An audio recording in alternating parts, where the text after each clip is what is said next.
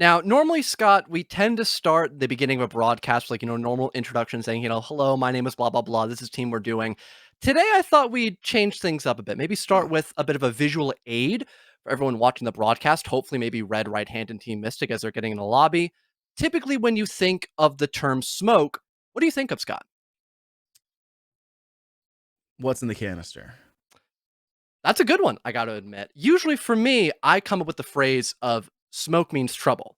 And Hmm. hopefully my glare on my key light is not messing up with this. There, I'll move it here. Usually this is what I think of. Smoke means trouble. Hmm. Clearly, Red Right Hand and Mystic have not gotten that memo as they have been getting smoked since the beginning of Season 6 for SFCL to the point where they face down the gun barrel of elimination from the rest of Season 6 if they lose this best of 3 matchup. My name is Fellow, joined here by Infernosis, and hopefully that bit has tickled your fancy, as so far for Mystic and Red Right Hand, they have not really been tickling their own fancy. They've been doing pretty poorly so far in this season. Yeah, nothing fancy. It is straight basics, and unfortunately, it's not even fancy opponents they're truly facing off against. Both these teams have lost to GGG Academy. They're 11th place, only slightly above them. They're kind of in the same woes of fear, John, right? Of worrying about possible elimination coming up. While there was a competition, a little bit, between these two teams, as you saw Red Right Hand faced off against Orbit. I know you were VOD reviewing that one earlier. Orbit took that one. Orbit is also in a 3-way tie alongside Aerial Academy as well, who beat Mystic 3-7. So between the two matches that have already taken place, neither of these two teams have even gotten a full map win worth of rounds under their belt. 6 total for Mystic, 1 short of a map win, and 5 for the right hand side, who are 2 short of finding that. Good news is, at least one of these teams is going to walk away with a win here, but the other one's going to go home and they're not allowed to come back. Right. Someone is finally going to break the curse today, Scott. We'll take a look at the rosters, get everyone, fully up to pace as to what the main 5 is looking like for Team Mystic. You might be a little bit familiar with the lineup they have. It's Big Guy, Skunky, Spider, Anki, and Kirk. Some pretty familiar faces inside of T3, but normally Team Mystic is not one of the bottom barrel groups inside of T3 as a whole. Again, they have not won a single match, which is the reason why they're inside of elimination, and also their general statistics just have not been looking all too sharp. Going into just overall ratings, the highest they have is Skunky, who has a 1.17, which that sounds great, don't get me wrong, but everyone else is negative in that group. And the main reason why Skunky has been doing so well statistically is because he's keeping fairly even on the entry, with him going 4 and 3 overall compared to everyone else. Like for entry, for example, Aimkey's 1 and 4. You've got 2 and 3 on Spider.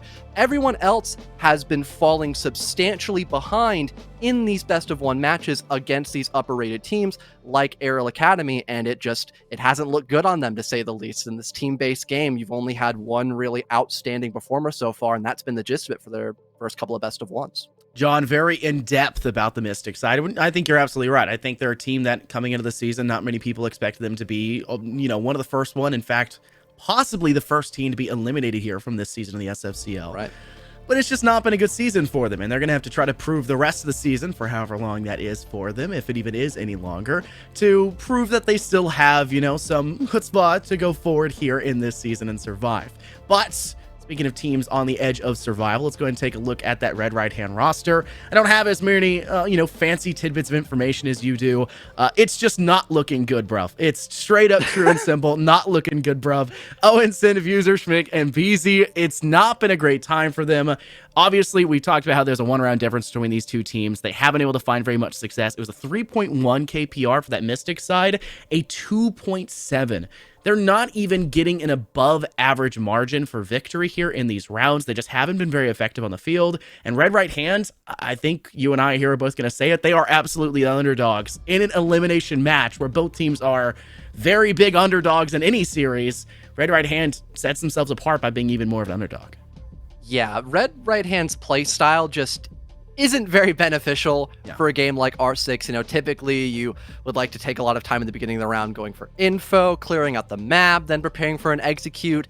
Yeah, Red Right Hand, they struggle to do that a lot of times. I have seen them on Oregon against now known as Team Orbit, formerly Illness, just sit outside the map or sit outside of Trophy for like a kids in dorms attack on Oregon and just wait until the final 20 seconds to hit the go button with like no entry or no really impactful plays they can brew up, and they just flounder. And it was a lot of that in both of their best of one matches. So against Mystic, maybe they'll have a bit of an easier time since they're not going up against an upper echelon group. But again, the general habits that you build into as a team, they continue to be there in your team until you finally fix them, which again, we haven't really seen. So even against Mystic, we could still see these problems. Practice does not make perfect. That's a bit of a misconception. Yeah. Your middle school soccer coaches probably would have told you, but mine told me something different. Practice makes permanent, and unfortunately, they've been practicing and playing the same exact way. Kind of got to expect it to continue the same exact way, like you said. Maybe looking a little bit too much into the 2021 Collegiate Shield Consumption Simulator meta of pushing only in the final 20 seconds after breaking every single shield that exists. Well, sorry to break it to you, Vulcan no longer has that many shields to place, so you don't have as many woes. Oregon and Border banned for that Mystic side. Banning for the opposing side will be Skyscraper and Bank. That leaves us with Cafe and Villa, our guaranteed first two maps, and very solid ones at that. And unfortunately, to be followed through with Mystic banning Chalet, Clubhouse following through, and Theme Park will be our decider should it be required. Not too shocked about Mystic wanting to pick Cafe. They brought it out a couple of times against Wichita, for example, which was a little shocking because that is one of the better teams in T3 for a map like Chalet. That's like one of their powerhouse selections. I think one of the only teams that have ever beaten them on that map was Aerial Academy, which they were back-to-back, winners of SFCL. So that's the one major caveat when it comes to a lack of succession by Wichita, now known as Wildcard. Villa being picked, very default map, oddly similar to Oregon, except I don't think we've seen Red Right Hand play on this map yet, so a little bit less work perhaps for Team Mystic when they're going up against them. And then Theme Park, which I was a little shocked about, but I do recall one of the two teams have also played on this map, so maybe a bit of comfort, somewhat quote-unquote winning the map ban phase by getting to go that if you need to in a proper best of three. But also Clubhouse to me wouldn't have been too surprising because it's also like a fairly default map, hasn't changed in a couple of years, so you could just plop your team on there one day and be like, all right, we know what we're doing. We probably have default strats unless we just don't play on this map. There's 4 stages to a war, or maybe more specifically in this case, a single battle, because one of these teams will be leaving. The first one is kind of the preparation phase where you determine where you want to head to, what map you want to go, and you're still in a competition. You're still facing off against who you need to. And I think Mystic came out very positive, like getting their map picked, like you said, and starting off with it first can set a big tone. And like you said, with Red Hand not having really played it, then you kind of can run into a few problems as well of maybe having a mental downer of losing, 7-1 maybe, and by the conclusion of the first. That could really turn a team around, especially when you're already this close to elimination here in this season with no real chance to climb back into it.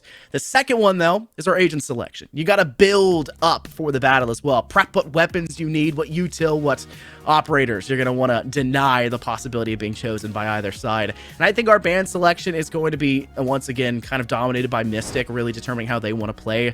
If they are more, common to play this map, they're going to understand maybe what gets played a little bit more often. And for them, it just feels like Cafe is one of those maps that hasn't super changed in the last year and a half. That being in the pool, teams will play it the same exact way.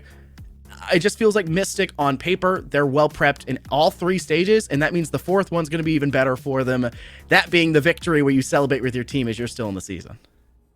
Well, that's a great start for Mystic. AMK's game has crashed, confirmed by their teammate. Dude, I'm sure we'll get the resolve later. Probably have the operator bans conclude first. Yeah, dude hit it right on the head. Good to know. Appreciate the communication by Team Mystic. But I was going to say, Red Right Hand starting on the attack for Cafe would be a really good litmus test, but I guess I was incorrect about that because they're on the defense. I mentioned this earlier. Red Right Hand's attacking half was not that great in the late half against Orbit, formerly known as Illness, but in the first 2 rounds when they were scoring that opening gunfight, and despite still executing at a really late time, because of that opening gunfight, they could play for trades, and it was sufficient enough to just mop the floor against their opponents. But what ended up happening in the last 4 rounds after winning the first 2 on Oregon is they struggled heavily with finding that opening gunfight, or at least finding a trade when they lost the engagement. So again, on the attacking half, that's definitely something that we can discuss further. But with them on the defense, they are now the team that will be setting the precedent of how the pace of the round goes. And on top of it being a map like Cafe, where it's really large, you have a lot of options. You can either bunker a lot and, kind of play somewhat close to the bomb site and just bundle around a bunch of utility, or you can be a more roam-centric team and just waste a lot of time and resources by using the full map to your advantage. Either one works really well on a map like Cafe. So it'll also be interesting to see how well right hand or red right hand, Jesus, that's going to be really hard to say throughout the whole broadcast when you're not looking at their name. It'll be really interesting to see how red right hand can perform and seeing what kind of adaptability Mystic could employ as well, considering what options their opponents have. The question is Mystic Academy? Mystic. Now I'm messing up their side here, John. That's okay. What's going on? Are they we'll the big bad wolf against now, the? It's fine. Are they the big bad wolf against the red riding hood? Sorry, red hands of the opposing side. I think Cafe is the one that's going to prove it. Mystic decided to go ahead and ban out Azambe and Flores as their go-to bans for the attack and defense. I think that's a very solid way to start for this one, considering that Yang was the first ban to go down for the red-hand side, and they took down, I believe it was Mira for the final. So they were a little bit more of static picks. Mystic, I feel like, had a little bit more depth. They're going to build their strategies around, not having to deal with the Flores defensively. And attacking-wise, facing off, they don't have the walls, the barricades necessarily to keep them at bay or cut down sight lanes. They're going to have to rely a little bit more on the natural structure of this map. And thankfully, this map is pretty darn big. There's a lot of hallways, a lot of corridors, a lot of windows as well. Kind of the new window repel simulator since Consulate's kind of been out of the books. It's going to be pretty difficult to deny those, but positioning is very important. I think Mystic Academy are a very well-rehearsed team, and I don't think they're going to have any problems against Red Hand. And again, to touch up on your points, for window repels, for example, there are a lot of different ways you can clear out the map of Cafe. Bar and Cocktail is a good example. On the rare occasion, you can see teams go for more of a bottom starting position, then kind of working their way upwards on the map instead.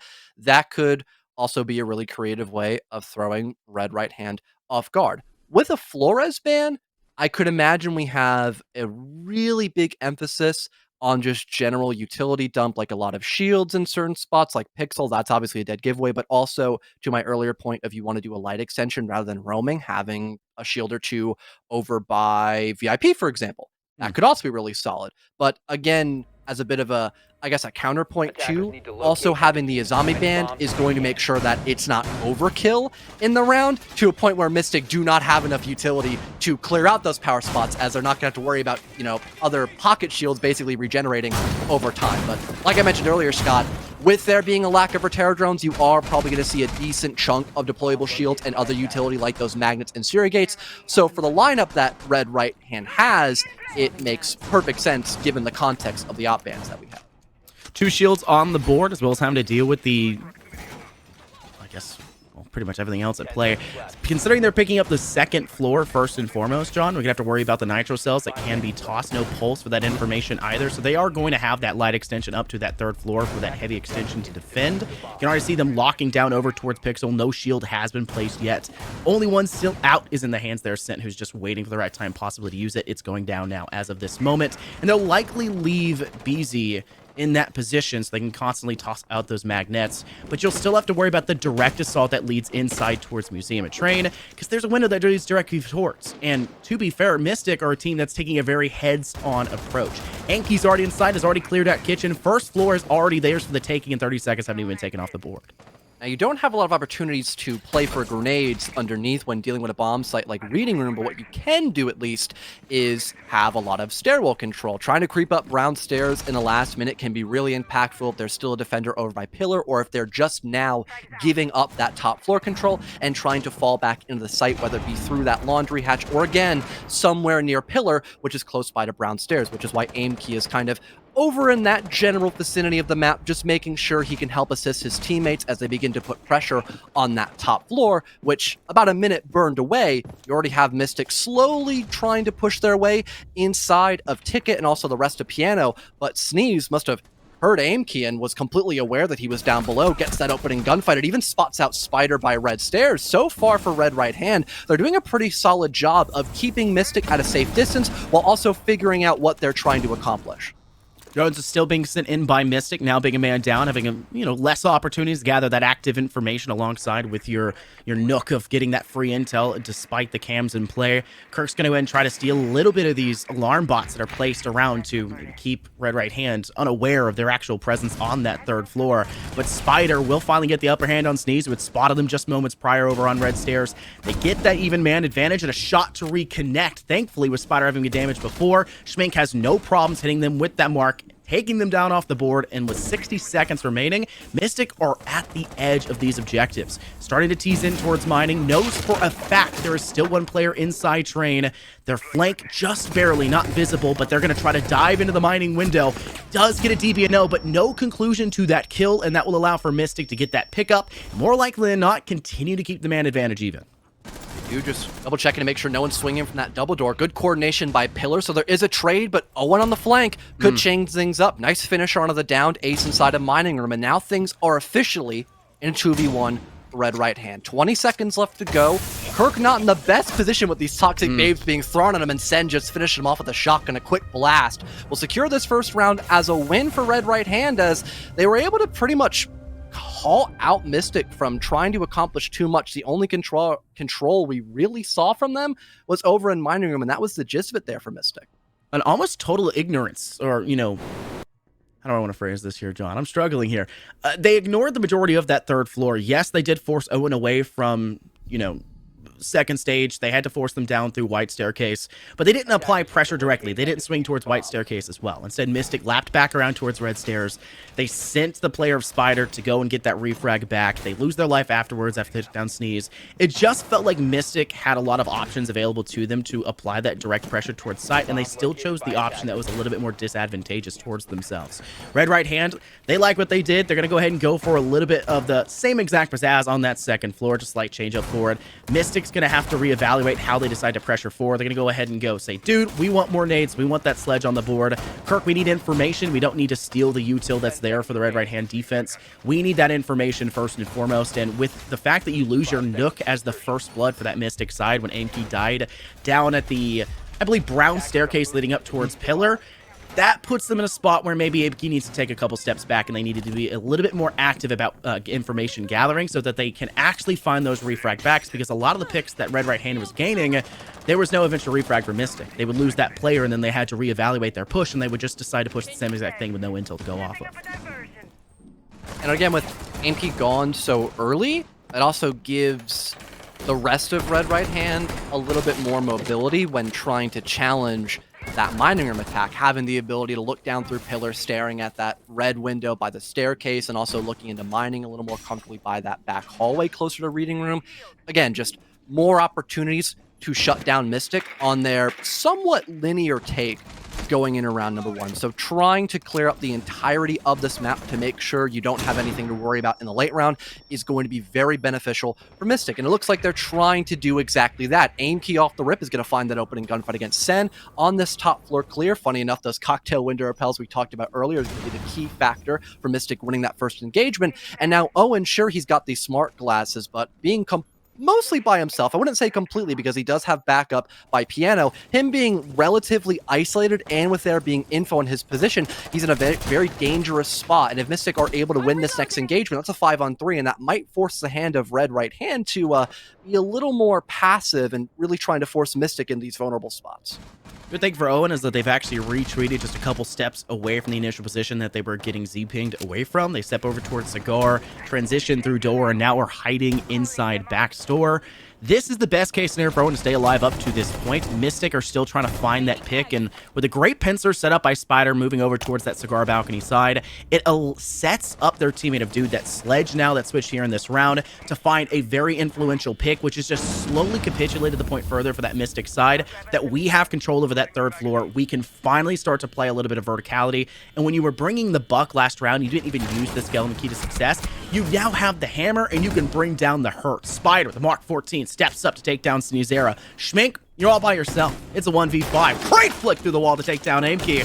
But the pressure is boiling up. You've got to do that and more, finding another, but it's just not enough. Skunks with the AK-12 decimates the competition, and it will be a round one by Mystic to clap back. Solid start by Mystic to get that opening gunfight. And although a couple of defenders by Red Right Hand were trying to play around utility, they were still really boxed in on that top floor, almost essentially trapped. So they didn't have any way of falling back down below. And with Mystic being able to kind of dogpile on just individual defenders on that top floor, they're basically taking 2v1 or 3v1 gunfights, almost guaranteeing that they're going to win those engagements no matter what and still come out with that man advantage, which again, when you win that first opening engagement and you have a 5-on-4, you can theoretically just play for trades the rest of the round, and you're most likely going to win that round because you have that advantage so early on. So being able to isolate those defenders up above is a solid attempt by Mystic, and it allows them to at least equalize the round count, but now they have to focus on probably clearing out the top floor all the way over again, because now you're looking at the bottom floor bomb site of Double Kitchen for Red Right Hand. Red Right Hand are going to go and opt for a little bit of an extension. They have the Mozzie here to deny that information, maybe realizing that Mystic were being a little bit more prevalent with that information gathering potential. They took the direct approach to the third floor, unlike what they did previously of clearing the first very quickly with aim key. And I believe it was actually Dude in that round as well. But Mystic transitioning aim key off of that initial roll there with the Nook and now having Dude play the Inyana. That information is key, but there is no true denial to that Gemini Replicator. No mute to keep them at bay. And for Mystic, that's a good sign. Breakdown doorway leading in towards Pantry, allow for Kirk to go ahead and step in to clear away the defensive util that is in play. And also may be able to set up a initial Gemini Replicator for Dude early on in this round for intel, and then swing it back in 20-30 seconds when it resets itself on another side for Mystic to essentially set up a very solid pincer and a Red Right Hand and make them very uncomfortable, much like how Kirk is a little uncomfortable with the jumping mechanics there of the drone to get inside the map.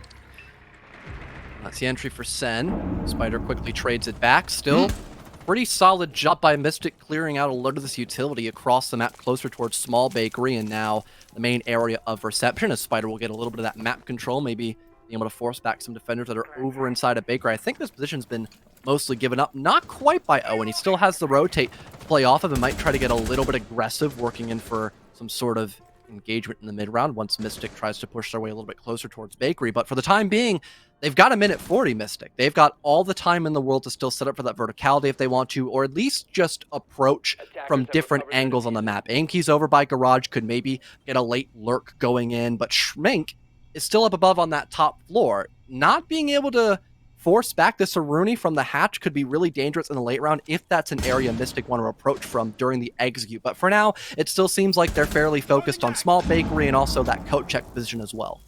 I like Schmeek actually still staying on that second floor and not falling victim to the pressure that is kind of adding up to the rest of the team. It's not a victimist crime, so to say, but Mystic have ignored that second floor. They're taking a very heads-on approach, and they're going to fall victim to Schmeek if they're not too careful. They had no idea that Schmeek's still sitting upstairs through the hatch there in Fireplace Hall. They'll get a kill off the back of the one. Yes, a kill was netted for Mystic at the same exact moment, one fell swoop, but you still have the player on that second floor. They still have overall pressure. They're going to force Skunks into a disadvantageous position, allowing for Sneezero to get a better angle to go for the fire. The P10 Roni gets the kill, but Kirk sneaks in unexpectedly and even knows where Schmink is. One direction of sight, you're gonna take the hatch drop. Go ahead and swing on over towards that Frieza window, get that kill, and give Mystic another round win, and now go up 2-1. And oddly enough, the small adjustment there by Mystic, just trying to rotate across the map, heading in through Bakery, and also working in through that double door was the correct call to make. It's just the timing of that wasn't completely up to snuff. Luckily, the Aruni was able to catch the Habana off guard, cause a bit of chaos, force her hand a little bit too early before you had Kirk swing back in through that double door, but still able to isolate, take those two different one-for-ones was just exactly what Mystic needed to find a second round win, and it's still oddly close for this matchup. And wow, that was quick. I did not expect that to go by so fast. Thought we'd be in here for like a long haul on cameras, but I guess not. No, they don't want to see our faces. That's a relief. John. Yeah, it's unfortunate. I don't blame them. Jonah took the switch. Our producer takes the switch and goes, I don't want to keep him there too long. It's fine. It's fine, Observer. We fixed our setting, whatever it may be. I genuinely go. Maybe it was our FOV. New camera feed activated. You think? Something like that. Looks like it. But I feel like I'm seeing more. it might have been it might have been aspect ratio or something, but that's besides the point.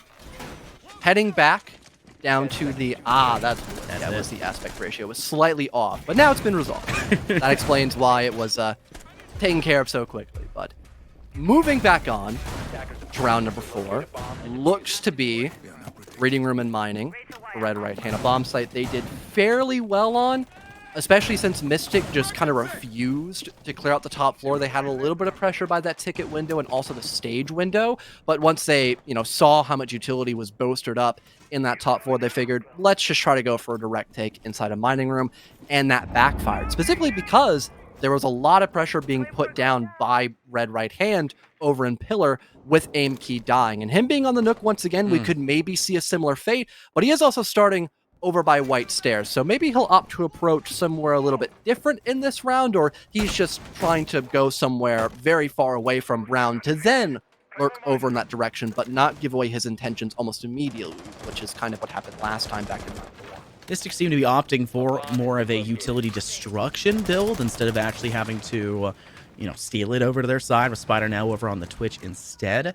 Anki, like you mentioned, on that Nook. And we've noticed that Mystic do that. They play the Nook every time they're going to play from that first floor and move up in verticality. When Mystic opt to drop through that red stair hatch and take that third floor more directly, that's when they switch the Yana. That's when they played a very direct approach with that sledge alongside it. They're making a little bit of a disjointed scenario here. No skeleton key alongside that Nook. They are sticking with Dude. They really like the nades. The nades have been netting them successful picks in clearances. And Mystic are finding a lot more success in total of actually taking control of space by using white stairs. Anki's leading the foray. One player over towards Pixel they have not noticed. But in the same fell swoop, Kirk gets their head locked off their shoulders. But that allows for Anki to pounce with the element of surprise, taking down one, dropping through the laundry hatch and finding a second. That is control of the objective to a degree. They just gotta get into Fireplace to really get control, and that's just where red right hand have all of the power. I like the idea for Mystic, having a bit of info before walking up white stairs, realizing it's up for grabs. They could maybe try to go all the way up on the top floor and get a bit of a backstab against red right hand, but the rest of Mystic across the map, they're attacking clear, didn't work out to the same degree as we saw over by white stairs. They were completely flattened by everyone that was still over by train room, still across the map over on the bomb site of mining room. So like you mentioned, or the bomb site of Fireplace, my mistake. But like you mentioned, Scott, with the diffuser not being in Mystic's back pocket, it doesn't really help them that they have site control. And even then, if you're just bundled up inside of Reading Room and now it's a 2 versus 3, 2 versus 2 retake, it can still be pretty favorable for red right hand to get back into the bomb site unless you can just, force them to really overextend in that position, which if you're a defender that still has vertical, might be a little challenging to do that. But at least things are still fairly even in this first half, as now red right hand will opt to go back down below in the first floor, which I can't really fault them. They came really close to winning this round, especially because of the fact they were able to punish Mystic for their lack of a top floor clear. You also have to keep in mind Mystic had no way to redirect themselves back up to that third floor should they have gone for the plant inside Reading Room. The landing at white stairs that leads over towards laundry and Fireplace specifically, red right hand do pretty much nearly every round. They break that down first and foremost, and it does set up a denial for Mystic to rotate. So them dropping both players through hash to take control of a Reading Room almost bites them in the flank because they don't have somebody set up for the post, and that makes it so they have to swing over for the kills towards mining. It just puts them in a rough state, and now they're gonna have to realize, take a couple steps back here in this round. We're gonna reevaluate our approach. Red right hand say we're gonna do the exact same thing. We're gonna go for a cheeky run out right off the bat. It doesn't work for themselves, so they'll retreat and maintain their full 5 up to this stage. But look at the information that Mystic have been able to gather. A player hiding behind shield right at the entrance towards VIP. BZ, their life could be forfeited here with a nade tossed out. Unfortunately, not cooked well enough and not sent far enough. So neither does it clear the shield nor does it damage BZ, who's just going to sit still inside VIP with that Mossberg and go for the kill. Well, finally, the shield's been removed, and so has the Warden. So in terms of an execute with the help of those smoke grenades, that could be a little more impactful now for Team Mystic if that's going to be their main motive of this round, trying to get that plant down. And with BZ opting to extend inside of VIP, if you continue to just push more utility at this guy's face, you can probably start throwing away some of those toxic babes, which would leave basically no utility left for red right hand to stop a plant. It would have to solely be off the fact that they might have a good position up above with vertical to stop a default plant, or just having a massive flank in the late round, for example. With that top floor being cleared out by Mystic currently from the hands of Kirk, it seems like their only option so far is using BZ or a little bit of aggression across the map. Owen, good overwatch over towards that whiskey bar to make sure no one can hop in from either reception or even that VIP double window, giving a little bit more room for BZ to breathe. He starts popping out more toxic smoke, and Kirk, potential to win this 1v1 against the Aruni, spots out the head, and a quick shot is landed with that FMG9. Now the top floor completely safe and structured now by Mystic as they resecure the man advantage and dwindle away again at that only source of utility Red Right Hand has. Mystic realized the biggest problem they faced last time they pressured Kitchen was Schmink holding inside Fireplace and utilizing that freezer hatch. Shutting that down here with still 60 seconds on the clock allows for Mystic, like you said, to restructure and try to apply pressure directly with aim key here. Hammers going galore. They're going to go ahead and reevaluate the floor plane here of this map, completely destroy its resale value, but that's too bad. There's only a couple more rounds left in the half anyways, and Mystic are going to make quick use of it as best they can. 25 seconds ticking away. Aimkey trying to find the angle to go with it. Everyone seemingly on the second floor looking for the opportunity for a quick drop through hatch, but Zero, what in the world are you doing there? First to one, Skunks gets caught off guard. Body shot to the flank there of Aimkey, not liking what they're seeing. It's just them remaining. They try to rotate outside through window, and the second they step over towards the garage side, it is done and dusted as there's still a player in VIP. Steadfast, refusing to move, a stalwart player. Ridiculously good hold for Red Right Hand, all things considered. That was just a wild round by Mystic. I don't get me wrong, I like the attention to detail of trying to get some vertical down to maybe, you know, push back some anchors or work a pick to make it a 4v2. That's a great idea. But having everyone go back up above, that's the part that stumps me, because now you give up all these locations that you had originally that were, you know, forcing Red Right Hand into awkward spots, like VIP, for example. BZ could not get out of that area.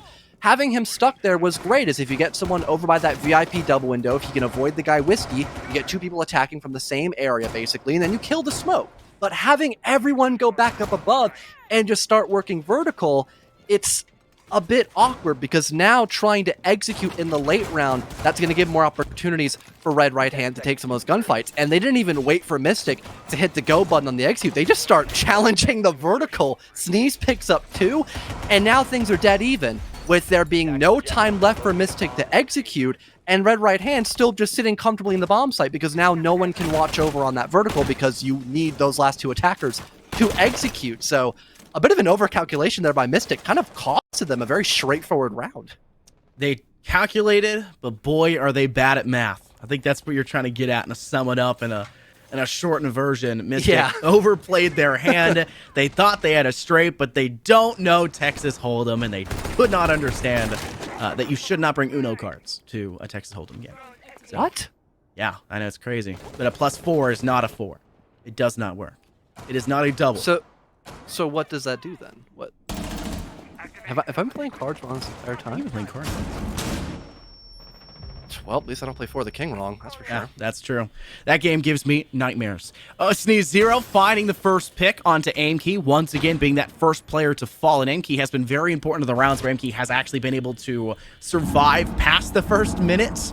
5 and 6 could have been positive if it wasn't for that last death right at the very beginning. Now Mystic with that man disadvantage will have to reevaluate how they decide to pressure. They're going to go for the window repel simulator over on that balcony side. Kirk will go ahead and vault on in through C3. They don't necessarily spot anyone just yet, but they're clearing away that cocktail lounge. The full entirety of it, bar and back of freezer, has been cleared as well. Spider making sure, yep, this third floor is ours for the taking.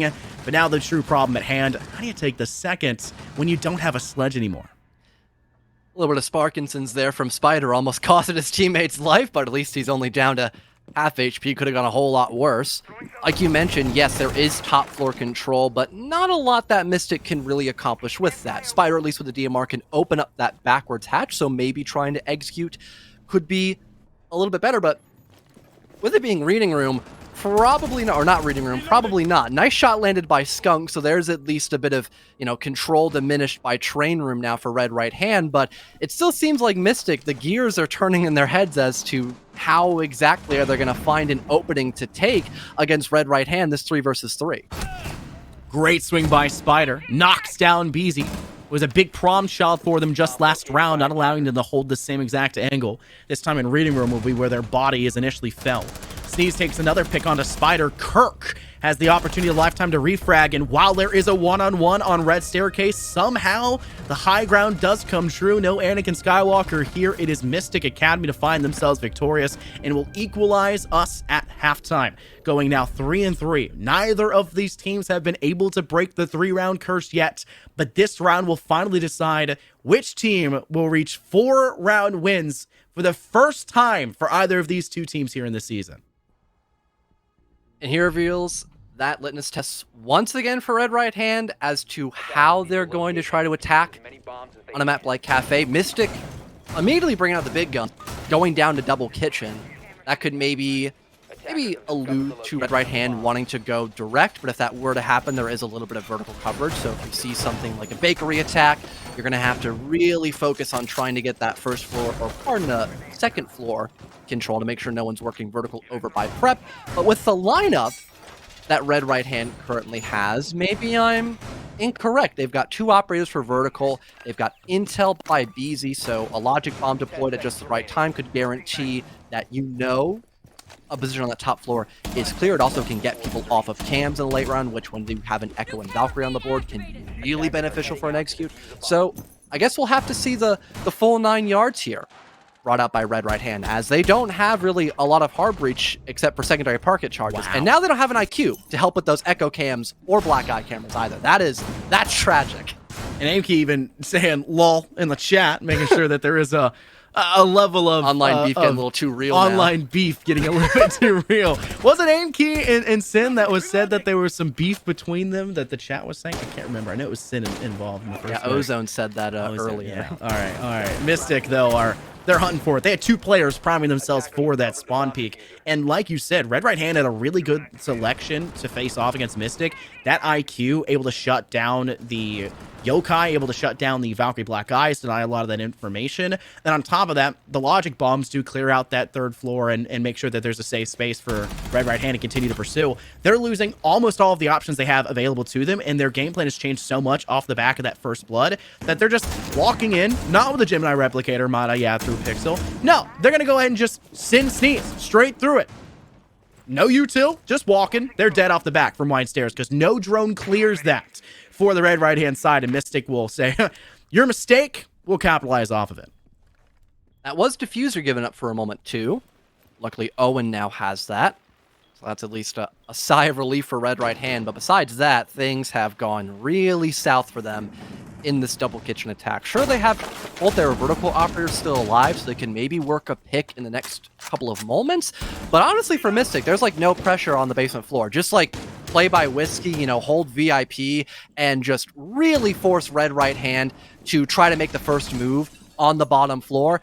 And that's really all you're going to need. And yeah, you're seeing exactly that. Mystic, they're just falling away outside the bomb site, playing in a proximity close towards it. So Red Right Hand, again, they have to make the first move in about a minute time in a 5 versus 3. This is like worst case scenario for an attacking team.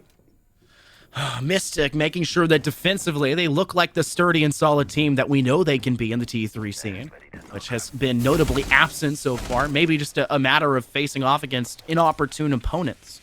But GGG Academy aren't necessarily the highest ranked. They're sitting 11, and Red Right Hand also fell victim to them in the end.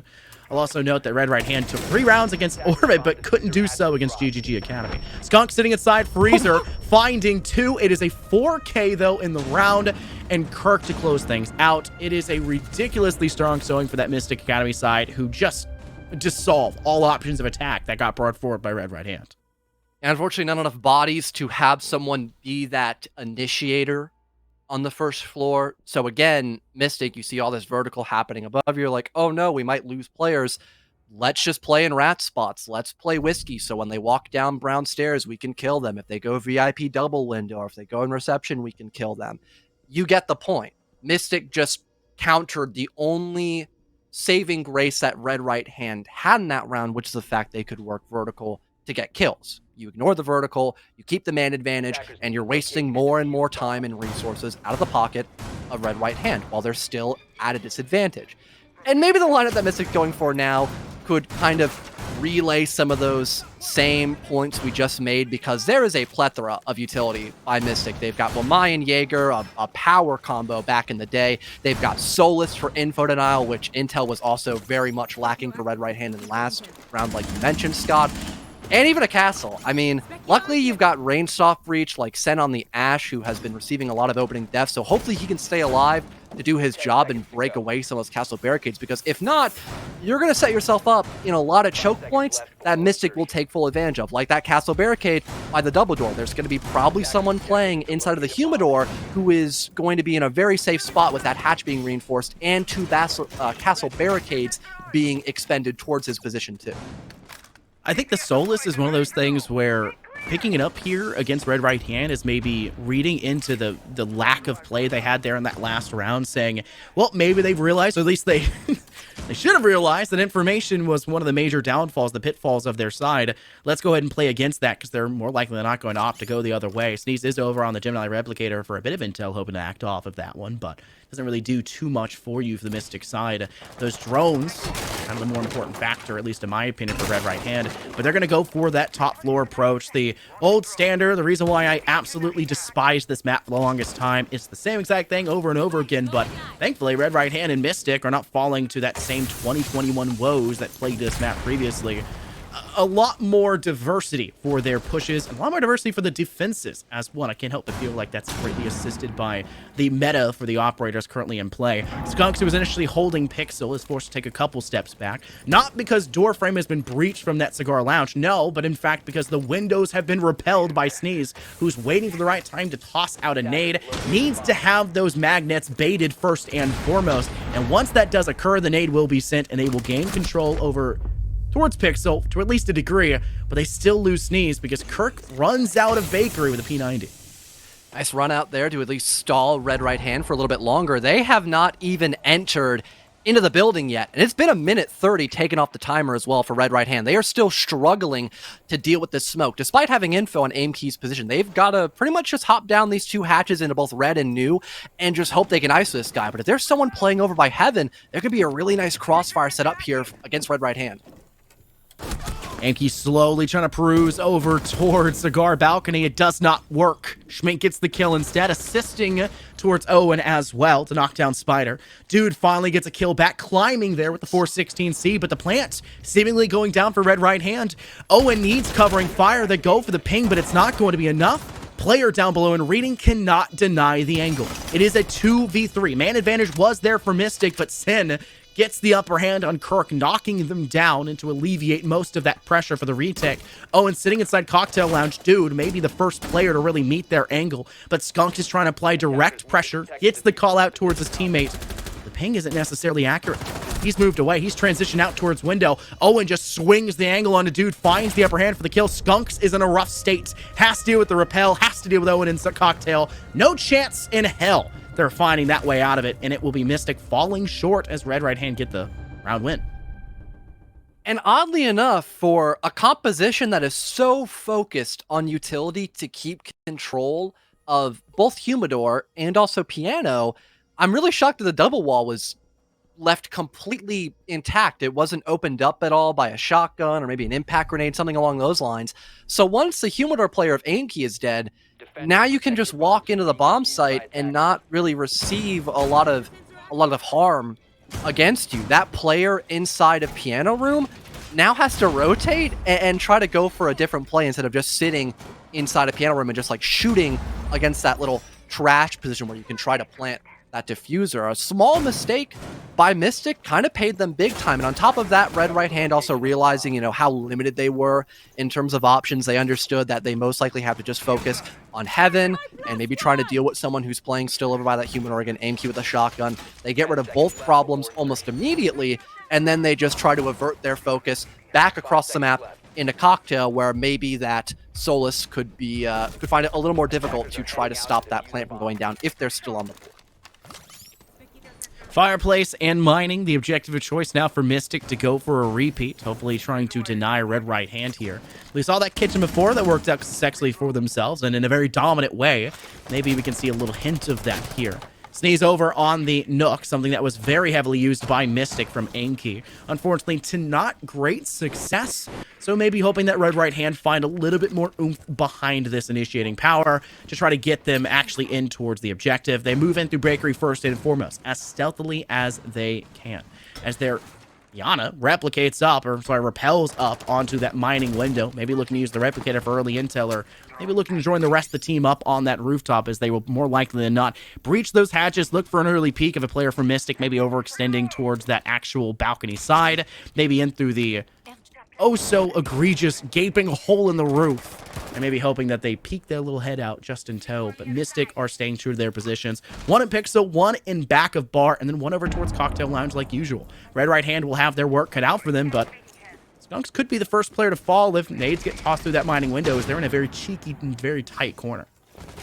Maybe prepping a run out potentially, and doesn't seem like that's going to happen just yet, but due to cross the map, we'll get rid of the Yana. So one less set of grenades out of the pool complete for Red Right Hand, but they still have both Schmink and Sneeze available, so it's not too big of a concern.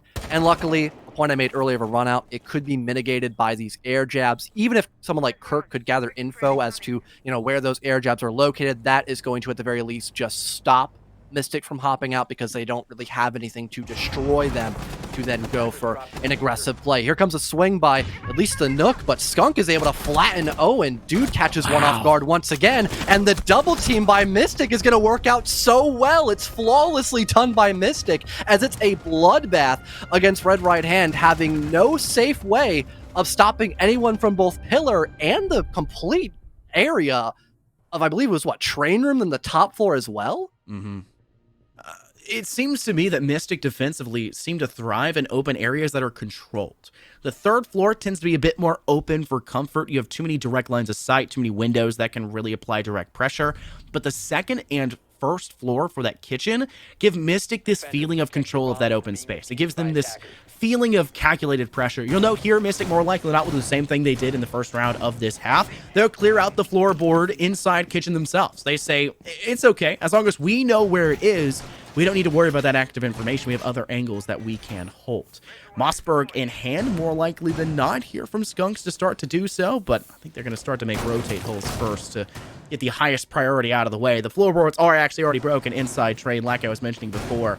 Mystic want control. They want to make sure that anything that could go against them, they set it up so they know it's there first and foremost. It's in their strat book. They know what they can do against it. The third floor just adds this chaos factor that's giving Red Right Hand the highest chance. They give up that pressure. They play into off angles like they did in White Stairs in that last round that really netted them a first pick. They play the longer angles through a cheeky wall that was inside towards VIP, leading over towards Cigar. Mystic play this very controlled game. And right now, when we're heading back to kitchen, where it was a near flawless, like it was either flawless or there was only one player falling for that Mystic side, so might as well call it flawless at this point. Red Right Hand, they are going to have a lot of trouble to deal with this. But thankfully, I think they're going to switch to a much more intuitive idea of just saying, second floor, just hit second floor. There's floorboards. They may break it open, but we can break it open even more, because we've got a skeleton key and a hammer to get the job done. Never thought I'd hear that combination before until I met this game. But we'll have to see how effective that verticality can work if Red Right Hand can clear out this top floor. There's even a bit of info gathered by Kirk, who's probably safely nestled in a much deeper position down below, and with the help of those yokais, that could feed info to Aim Key, knowing when and how to take an engagement up above. But Sneeze is just inside the building. He just walked in from Snow Door, and so far hasn't spotted anyone out just yet, but he's got reading control, and luckily for the Valkyrie of Aim Key, he gets away just in the nick of time before he has to deal with this engagement against Sneeze. But now they've got info as well. There's someone by White Stairs, so if Sneeze wants to, he could try to take an engagement, but that can be very risky considering there's two people at the very bottom of White Stairs, but eventually they fall away, forfeiting that top and middle floor. So all things considered, Red Right Hand have a pretty good start of clearing out this top floor with a decent amount of time left to get down that vertical we talked about earlier. maybe the biggest factor here is the fact that they actually have their IQ. They actually have all 5 players stepping into the map, and that gives them a boat of confidence. I like how quickly Mystic were to retreat there. Once Kirk did give the highlight that there were players inside reading, they say, well, let's take our hatches. Let's get the heck out of Dodge. This is not an angle that we're going to want to be playing. Let's play for that first floor where we tend to have a bit better of a position to work from. They still have to deal with this hatch for the side of red right hand. It has been electro-clawed, which means that they don't have anything truly to deal with that. They also only have pocket hard breaches in the hands of Owen, so they don't have anything to clear it away. They're going to have to play against double wall, which is half open, so maybe they go for a cheeky angle, but the issue is it's a disillusionment. Mystic have the cutoff. Mystic have a player in VIP, so red right hand have to diversify their push here once again. They're going to go down brown stairs. Sin's going to have to worry about that whiskey bar, which is being held here by Dude, who has no problems cleaning up for that kill. Problem is, in the same exact fell swoop, Sneeze takes down their teammate of Spider. That is a very important figure there with the 416C, but their job's been done with utility. You don't have to worry about those explosives in sight anymore. You do have to worry about the nitro cells. One has been ripped and dipped, and it was the only one still available for Mystic, but they do still manage to find some picks here. Oh, it's just, yeah. In a matter of moments, the round is just over for Mystic. I was going to say, they only have coat check control, which, yeah, that's great. But when there's a defender by Whiskey, when there's a defender VIP, I mean, trying to cross into the bomb site from that hallway, it's so brutal. You really can't do much there. And there's still people in the bomb site who have info that you're in coat check. So they are anticipating you to also walk down that hallway. You've got several different angles that Mystic are contesting you from. So again, the map of map control that red right hand had trying to execute was an issue once again. So it kind of paid off for Mystic to still have 5 bodies up to stop and execute, because they can just sit in all these different positions like Whiskey, like VIP, and also still sit in the bomb site and kind of avoid that verticality to the best of their abilities. And again, I'm really shocked that red right hand have just been ignoring Bakery every single time, because there hasn't been a very large emphasis there by Mystic, and trying to go for the same execute that didn't work last time, going for the exact same thing but with more bodies available to them, it seems like a red flag, because Mystic will just counter what they already had dealt with successfully last time. The thing that gets me for red right hand here, John, is that you have all this time in the prep phase to drone things out, but you're setting your drones up for following through for information for your entry. Following through so that whoever you have entering, which is Sand, it's been owned before, whoever you have moving forward, you have a little bit of information to guide them. You can also use drones to just gather information. Attacker repicking has been a thing for quite a while now. You're telling me nobody stepped over towards Fireplace Hall to check if there was a hatch that had been reinforced? You would maybe assume that your whole strategy that's based around the hammer and the skeleton key in your hands for verticality would need assistance to quickly drop in towards freezer and directly in towards kitchen. You had no chance to do so, though, because you had no way to deny the electro claw. It just feels like red right hand pieced together a strategy, but don't see the counters to it and don't go to enough links to find the counters for it. And they're getting caught and really having the rug swept out from underneath them when it should have been their job to sweep the floor out from above Mystic Academy on that defense.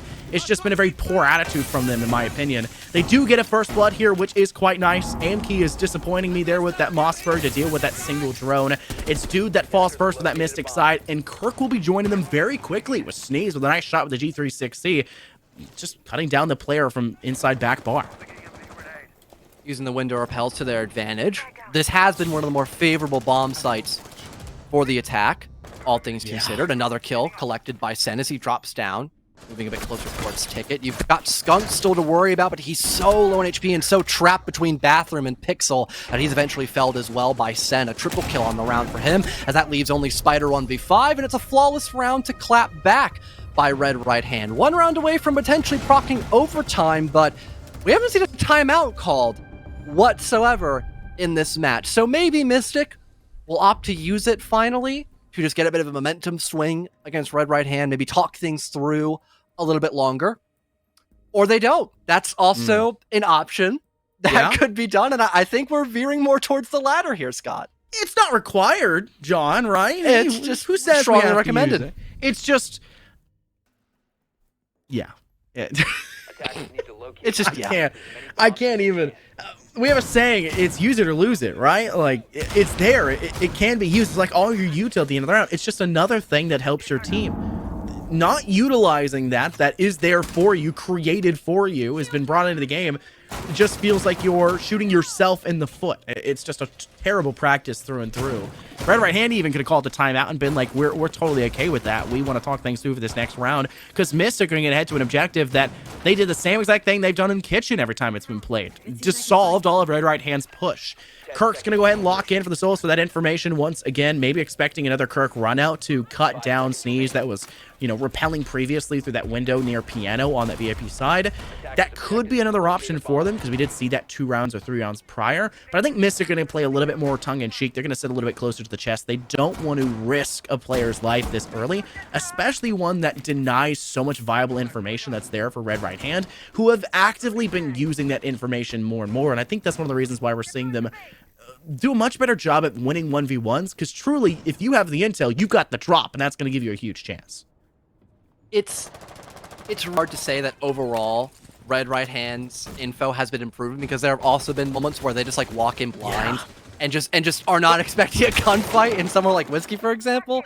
So overall, it's been getting a little better, but also they've been, you know, sacrificing 3 drones in the prep phase instead of saving them when they can probably assume at this point that Mystic are going to have a Solus. They've been bringing her out almost every single round, but at least to an extent for Red Right Hand, they've been cranking up the aggression. Sen springs in and catches 2, 3 off guard. He's got full control of this top floor and might have full control this round as well. There's only Kirk and Skunks that remains, and we might see overtime just simply off of that play. Sen just hopping in at just the right moment could be the perfect remedy here for Red Right Hand.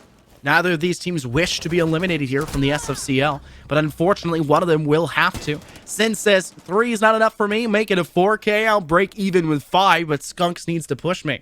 Sin's very low in HP, but Skunks has a total of 420 HP plus that they need to clear away from the right-hand side. It just seems like an impossibility. So for Mystic, I would maybe consider this one of those tack timeouts that's not really a tack timeout. You want to talk this through, you want to, you know, give yourself as many chances as possible, because you decided not to take the timeout in the first place.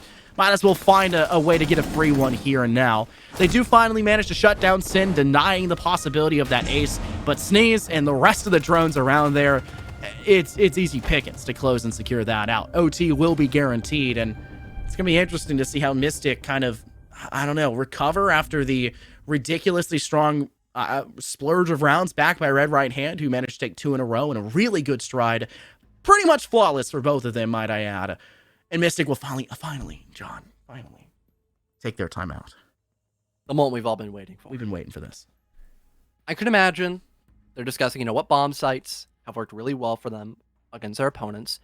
Probably the best go-to would be Double Kitchen. That bomb site has not worked out at all for Red Right Hand when they've been attacking it.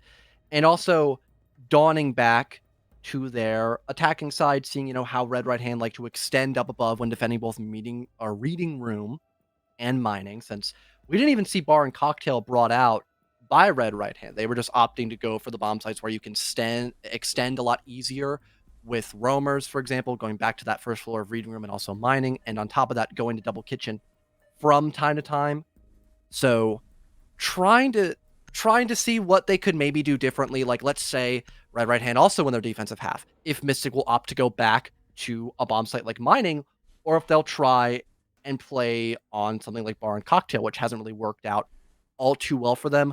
A lot of things they're probably considering. And also just making sure that someone like Sen can't just hop into the building in the first like 30 seconds and just surprise the entirety of Mystic's roam extension. That might be a small reason why they have something like a cap can now available to them. So if you're seeing someone just kind of hop in the building without a care in the world, not double checking their corners, that could net Mystic a free kill. And for someone like Sen to be removed, that would be very impactful, since he's been on a lot of valuable roles like a grenade operator of an Iana or an IQ who can get a lot of information against those intel ops that Mystic have to bring out. So having Sen off the board, who's been one of the top performers by Right Hand and been bringing the more valuable operators, that would be a huge boon for Mystic. I'll also point out that in round 1, where we saw Mystic have arguably their second best, maybe their best in the first place, performance so far here in this half, they took Sin off of the spawn peak.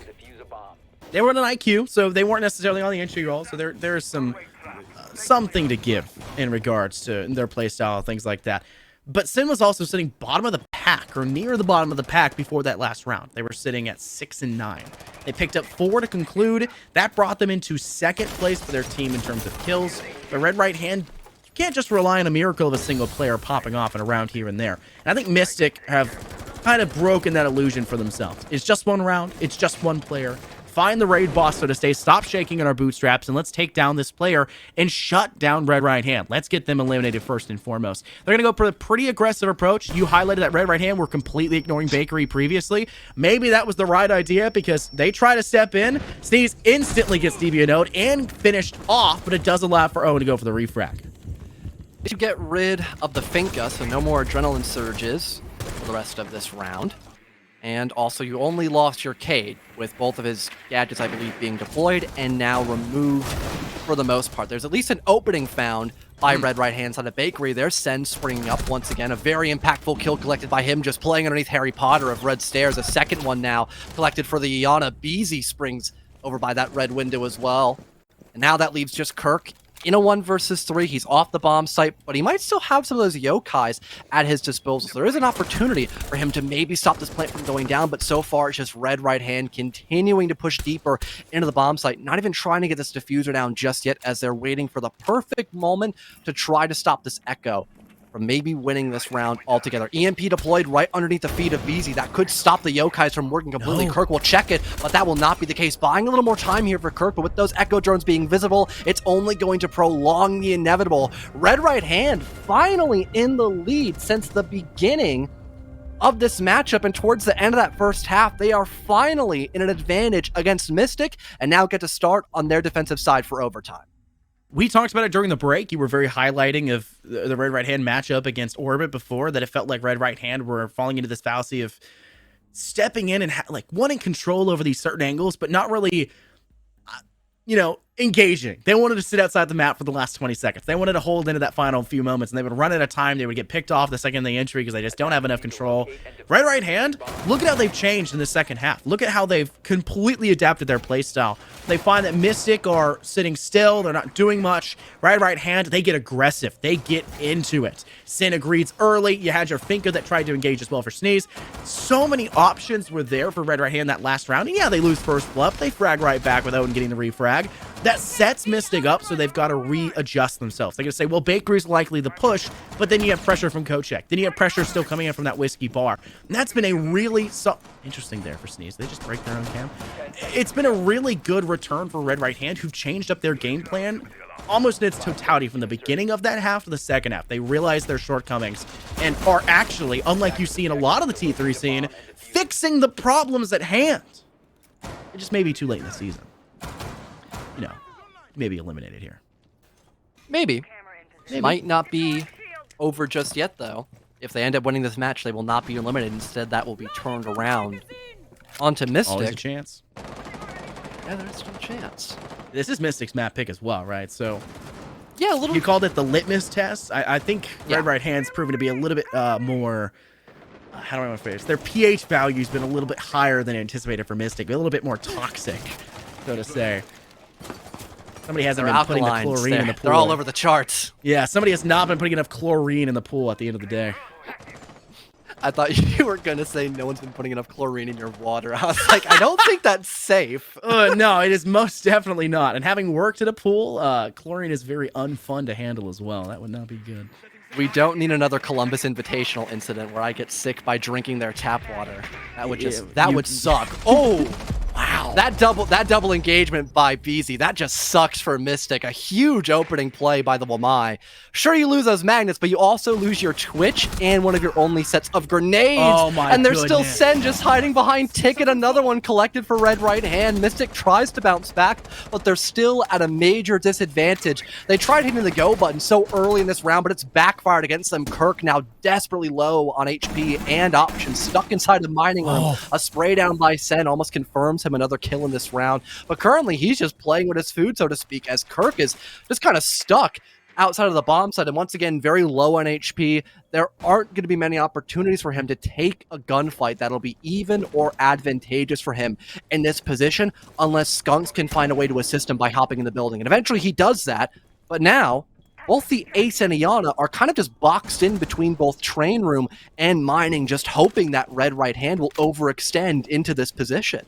There's no real direct way in a fireplace except through the fireplace itself, and that's been held very dominantly by Red Right Hand at this point. Maybe try to get a bit of information. They're going to go ahead and throw out a Selma to try and knock down some of the wall that leads over towards the top of Red Stairs so they can see if they're being flanked by Red Right Hand. But time is on the defensive side. It's the sixth man on the field, so to say, for the defense. Father Time is ticking away, and Mystic are all over the place. On the first floor, towards Whiskey Hall, they've got to swing to White Staircase. Owen spots the flank of Skunks, but it doesn't even matter. Sin's sitting on White Stairs. It's over. Kirk takes the head off Sin. 18 seconds ticking away. Diffuser. 15 seconds left. What are you going to do? You have to step in. You have to find the opportunity for it. Can you take down? No, the Oryx of Schmink gets away just in time. You have no chance to recover. Good match. Red Right Hand will find themselves the victor here in this engagement, as Schmink will go ahead and send things off on a toxic note, so to say, with the Bailiff to secure. That is a shocking result considering how much we highlighted that Red Right Hand was going to be the underdogs heading into this match. Really have to say the improvement, at least by Sen individually, Insane. that was pretty much the remedy that Right Hand needed for that matchup. On top of that, had a lot of other star-studded players performing today as well. Beezy in the final round, we had consistent trades being collected as well, and also just general discipline when they were at the advantage. That last round being a really good example of that. No one's trying to go for a flank on the side of Right Hand. They're all just playing passively. They know for Mystic, they're trying to push into Reading Room, maybe getting that plant down by the fireplace. So they're just going to wait. They're going to wait for that audio call. They're going to wait to guarantee if someone's trying to flank in the late round, which eventually did happen. And they're just going to, react off of that since they already have the man advantage. So little things like that, allowing Red Right Hand to take the advantage and take the map off of Mystic on Cafe. Now they're looking forward to Villa, which sure, it's fairly default, but the momentum going into this for Red Right Hand, it's definitely going to be something you cannot undermine after they took that victory in overtime. I also want to point out that it felt a lot like Mystic were shooting themselves in the foot. Too many rounds were given away. To be totally honest and frank, there's no reason why Sin, who was not doing great, so to say, makes one single change and all of a sudden gets a 4K the next round and hunts for the ace to conclude. There's no reason why that should be allowed, especially when they never moved from where they were. You walked into them one by one. It wasn't like the BZ situation that last round where they take down two despite them both swinging simultaneously and just pull off a ridiculously good first fight. No, that was a trickle of deaths. You cannot allow that. The water bill adds up in real life and the death toll adds up in game, right? You just can't let those slow trickles be the demise of your team. And because of that, not only do you lose the map, which is your map, might I add, but you're now this much closer. And by this, I mean this much closer to being executed, so to say, out of the SFCL. And that's not what you want to do here in this season. It's the worst case scenario for them. And well, maybe it won't matter anyways because they may get eliminated next week anyways, but at least you have a fighting chance. You're fighting bottom of the bracket. Don't give a showcase like that. You got to do better. Just don't shoot yourself in the foot. It's a game against the competition. Oddly enough, we had so many different people rocking double digits on each side of the field, both Mystic and Red Right Hand. Someone who I didn't mention for their team being Sneeze, he was putting on a clinic in a lot of these rounds, finding several different trades for his teammates. He opened up on the entry department a handful of times as well, but not as much as Sen, who had a lot of entry engagements that he would get kills off of, or he would die from a spawn peak. Either way, he was getting into a majority of engagements for Right Hand, and on the rare occasion, you would see Sneeze winning a few of these gunfights as well. And typically, they'd also be on impactful players like Anki, for example, who was on a lot of operators like the Nook, for example, for their attacking half, which was kind of like a make or break, almost a small win condition to an extent for some attacks that Mystic were going for. And like you mentioned, it definitely felt like for Mystic that, especially in the first half, they were giving up at least one or two rounds that should have gone their way. I think it was, round number 4 that at one point looked very winnable for Mystic, and then Red Right Hand just kind of swung it all the way back in their favor. And to think if we saw that first half be a little more favored towards Mystic, they wouldn't have needed that timeout like we talked about, funny enough, which kind of procked the engagement of overtime against Red Right Hand. To think that that could have been a huge difference maker to make sure they still win the game 7-5 is quite mind-boggling. I'll be honest. Yeah, we highlighted the kind of change in approach that Red Right Hand were making, with Sin kind of transitioning to a new role and doing really well on that role, might I add, which could be a misnomer from the trickling in, but when they heat up, keep handing them the sword, right? Like, you're just going to keep letting them do their job. Don't take it away from them after a performance like that. And that stuck true for Red Hand.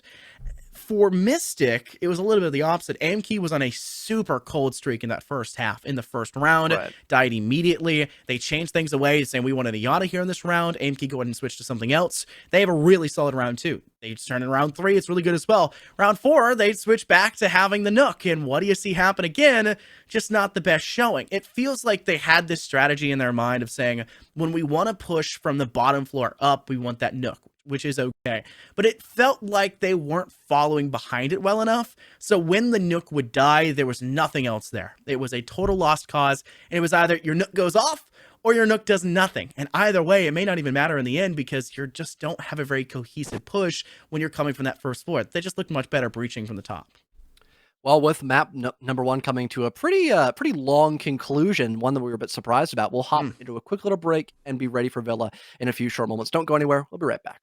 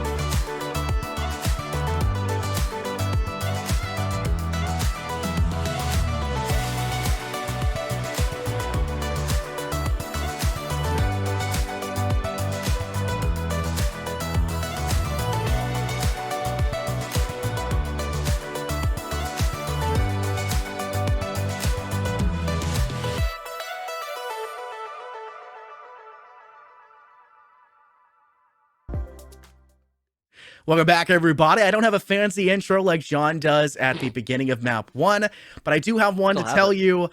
Oh my god, my freaking ring light Smoke again. means trouble. Smoke means trouble, So guys.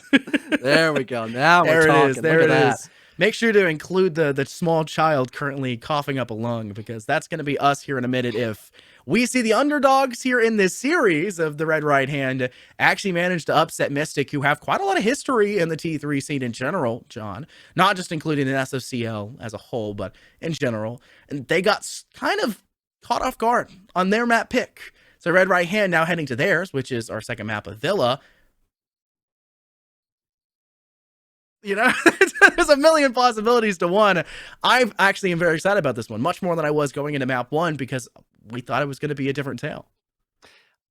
Especially because, again, for Red Right Hand, they struggled a lot with being consistent on the entry in some of the last matches they've played in the regular season for SFCL, and that also hurt them a lot when it came to executing in the late round. They would kind of wait until the final dying moments of the round to try and, you know, start looking for that weakness in their opponent's armor, and it would just never reveal itself to Right Hand, and it would cost them a lot of rounds. But luckily, we saw a complete changeup, a facelift for Red Right Hand. They were getting aggressive, taking the initiative on the attack, winning impactful gunfights, which usually led to a couple of other kills being collected by the same person, whether that was Sneeze or Sen, who had an incredible performance on that second half. No matter who it was, somebody was doing the heavy lifting on Red Right Hand. And that wasn't always the case for Mystic, despite them having fairly similar statistics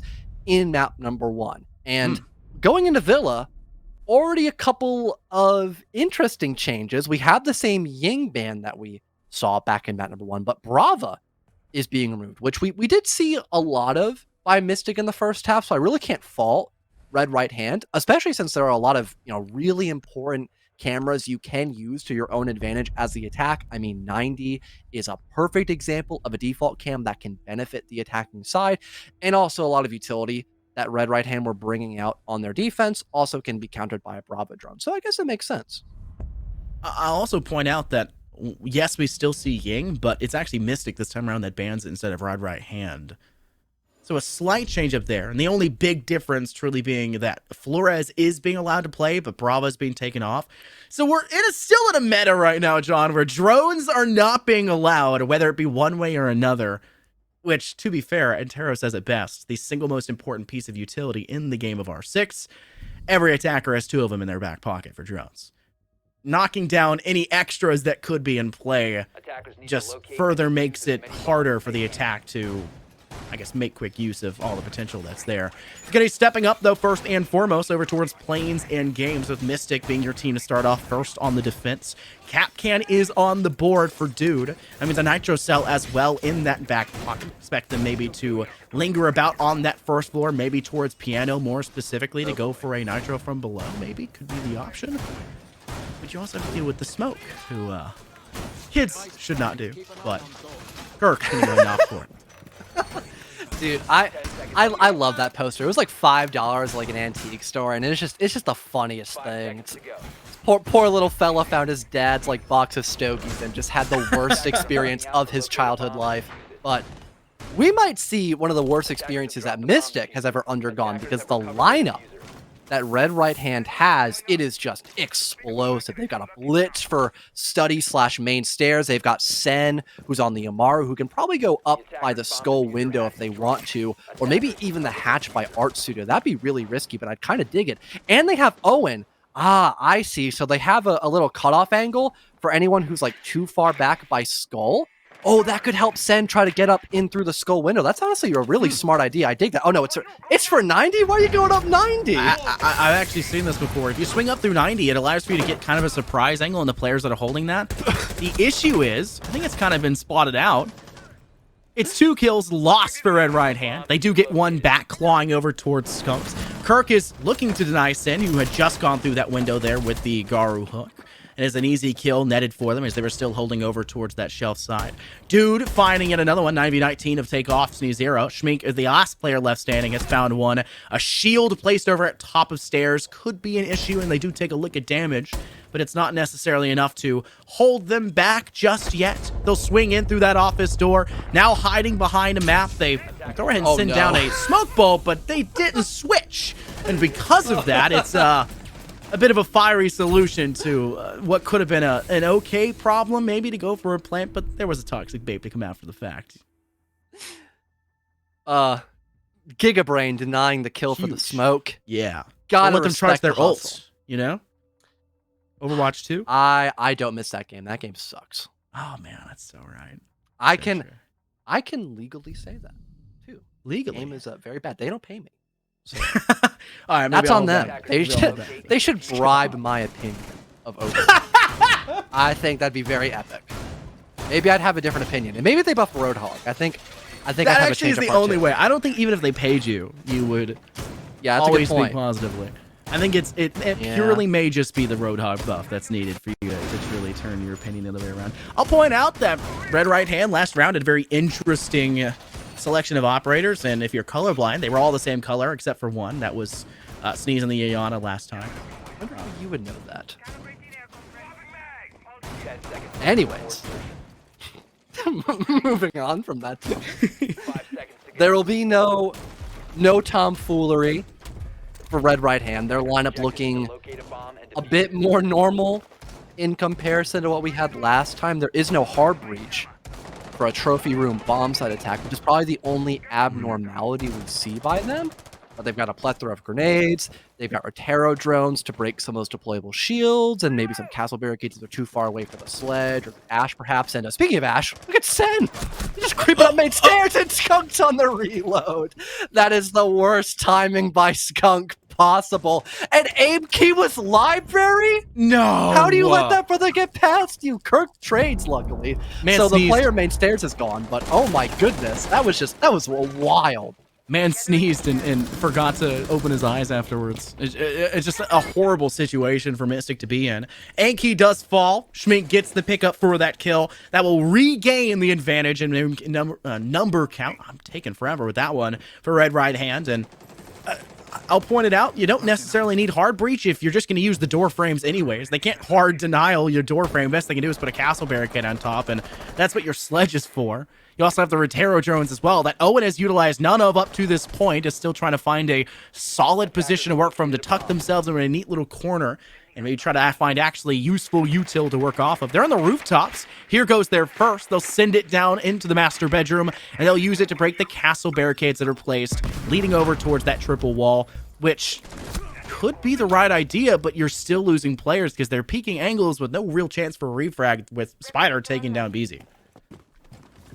Lion gone, a little bit less info bundled up now for Right Hand. Luckily, though, Schmink has acknowledged that the position of maps has been forfeit by the defense, but they also have a barricade deployed by Skull, so it's not going to be ease of access down this hallway. And now Kirk will play over by Red Stairs, which, with there being a lack of players alive still for Right Hand, there is probably no chance of someone hopping in through Red Stairs. Instead, it's going to be a master attempt by Right Hand, but that does not work out whatsoever.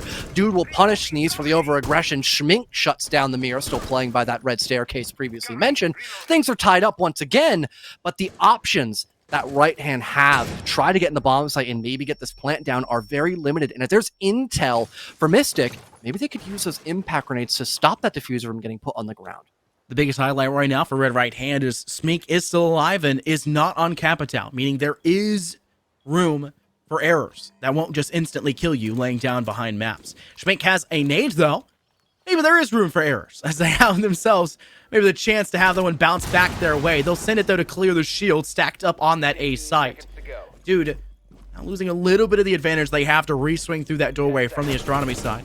Owen has an angle to spot one. Will just spray straight through, not realizing a second's behind. Schmink denies that secondary angle. Spider does not have the chance to spray through the actual bookshelf. Can't see the player, and Schmink will get the job done with the pistol instead. Guys, I may have been a slight dead weight in that last round, but I will glide you guys through in this one as Red Right Hand will find themselves a round win. Really like the attention to detail of trying to rotate completely after realizing Master is not going to work out when trying to push into the bomb site, and instead going from red stairs, playing for a bit of vertical underneath to break some very impactful utility, and then still playing off of natural cover to maybe get that diffuser down, realizing if there is no one playing in Master as an attacker, that could be a spot of vulnerability when we try to plant from stat. So our safest option really is just going trophy room and hopefully getting past anybody that's over by astronomy looking in through that rotate, for example, which luckily the floors was able to hop in through. Good coverage gathered as well by Schmink on Sledge, and the rest is history. Things even once again for Red Right Hand as they really seem, or Red Right Hand, I didn't enunciate the hand part enough, almost sounded like hand. Yeah. But Right. steamed hams. Steamed hams. Oh my god. We have been in each other's mind all day today. We had an iCarly, 543, reference to earlier today to confuse our producer. And now we've got Simpsons. So I'm sure there's room for more. There may not be, though, if Mystic can't force a map 3. And that could be a very big problem for them with Red Right Hand finding a little bit of oomph in their step after that last round return. The resurgency after the Schmink mistake, we get Schmink dominance.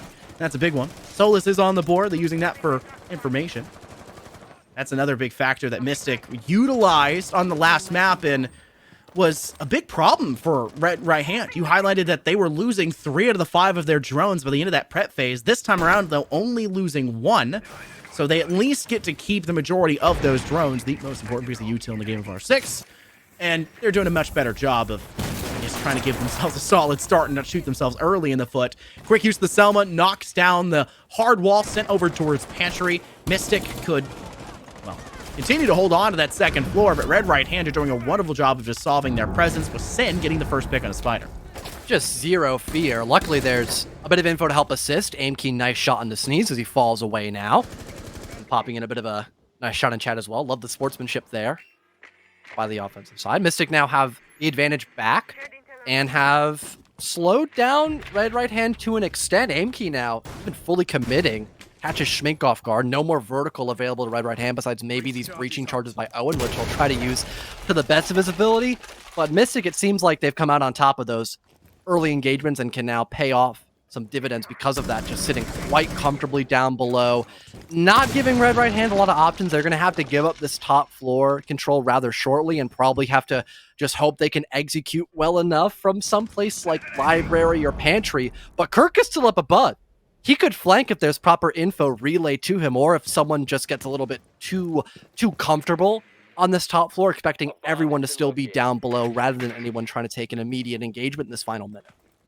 Dude's still holding a very solid position to work from. Knowing they have the man advantage, Red Right Hand will have to play against a very disadvantageous spot. BZ's still on that second floor trying to play within that master bathroom and use those floorboards to their success. They don't have the best potential to clear those anymore. They have to work with what's on the table. Speaking of tables, Owen's already in dining. Has dropped in through that laundry hatch and is looking to close out the Solus player of Dude, who's maybe waiting to play and die at this state. BZ in an angle that may be baiting Owen if the angle's not wide enough and Dude plays a very tight corner. Dude will eventually swing against it. Owen will get the kill on the frag. BZ's going to play within laundry, play for the bait, as they may try to rappel up to that second floor for hatch, but it's too little too late. Owen has to be, well, watching the skies as Kirk is playing up there, and it's not heaven they're having to worry about. It's the other places. They'll fall quickly after the fact. Mystic will take round 3 to give them a 2-1 advantage. And with Mystic still having a player up above, that does allow them to have the plant go down and not be in a disadvantageous position, because someone can just go in through the laundry hatch and catch somebody as they're rotating or as they're popping back out from the outside of the building, going inward to stop someone hitting that diffuser and disabling it, especially when you have a man advantage. I like how, for Dude specifically, he didn't just wildly swing into a 1v1 that could have cost him his life, because now you're in a 2v3, things are a little more complicated for Mystic. But no, keeping the Solus alive, more info in your back pocket, more players to dogpile onto that diffuser. And again, with someone up above, it also limits what options Red Right Hand can have. Now you can make sure that no one can also play above for vertical to cover that diffuser. So really good discipline by Mystic, just to not overcommit to anything there and force Red Right Hand into a very awkward position.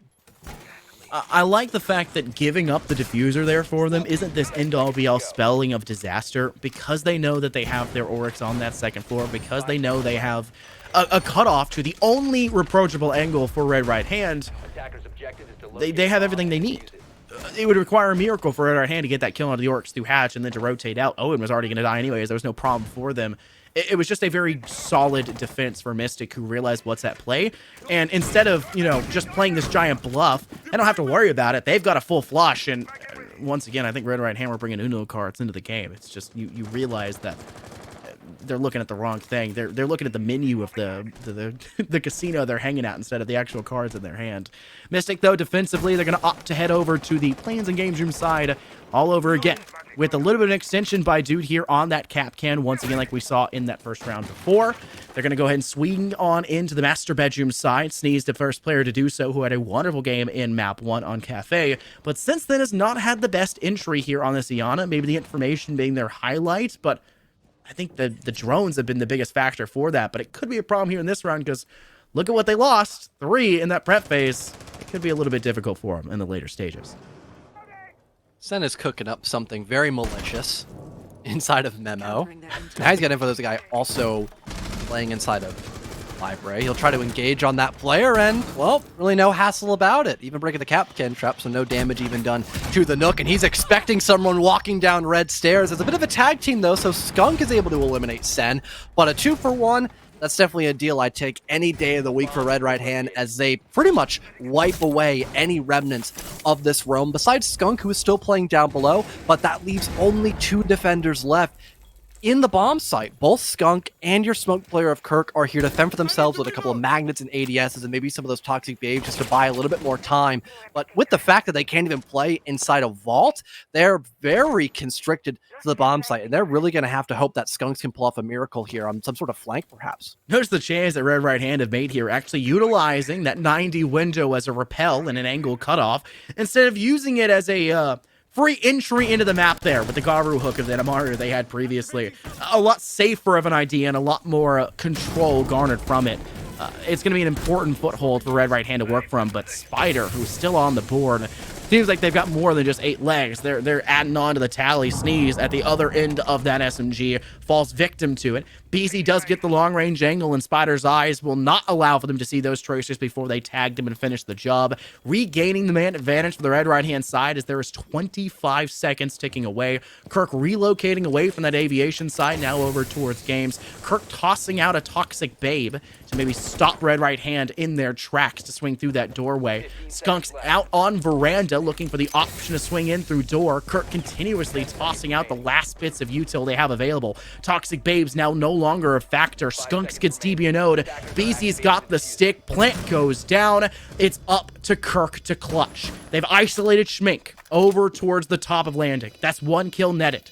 2 more players left to go. They'll swing straight through. They've been spotted by BZ, but neither side truly getting the upper hand. The SMG-11 of Kirk needs to be reloaded and needs to find its target, but it can't get the job done.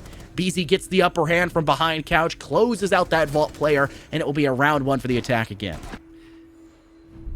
And for Red Right Hand, imagining if Sen was not able to win those first 2 entry engagement, that completely changes how the round plays out for Mystic, because that execute was in the dying moments of the round. Red Right Hand took a lot of extra time building up for the execute, getting a guy over by the study window repel to make sure a defender can't play there and stop the plant pretty safely. They're getting the vault all opened up so no one can play close with a shotgun. It is just the toxic babes they have to burn through, and that was mostly it.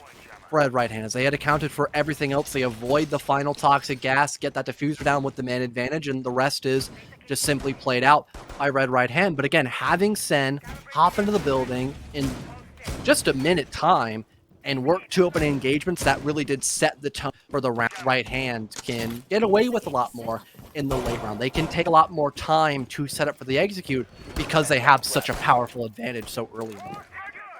Dude sets up a bulletproof cam inside Astronomy, just doing everything they can to make sure there's no chance that Red Right Hand can squeak into that area unknown. We highlighted that Red Right Hand's entire attacking strategy had evolved in the last map of Cafe from a very slow and methodical push that ultimately ended up with them all dying in the end and not having the best of straights, to a very aggressive stance where they would be into the map within the first 15 seconds, seemingly ignoring the farther out spawns on that map of Cafe and taking a very direct approach in towards these objectives to take cutoff angles and catch a Mystic in a state where they were maybe unexpected of a player already being in those angles. We saw a glimpse of that maybe 2 rounds before. We saw it in round 1. It didn't work for Red Right Hand, to be frank.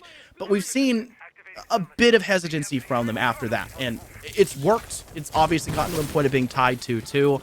But in a round like this where they've got players inside bathroom, they've got to deal with Rotero Jones, they're going to still break down those castle barricades that are inevitably placed over inside that little section towards triple wall.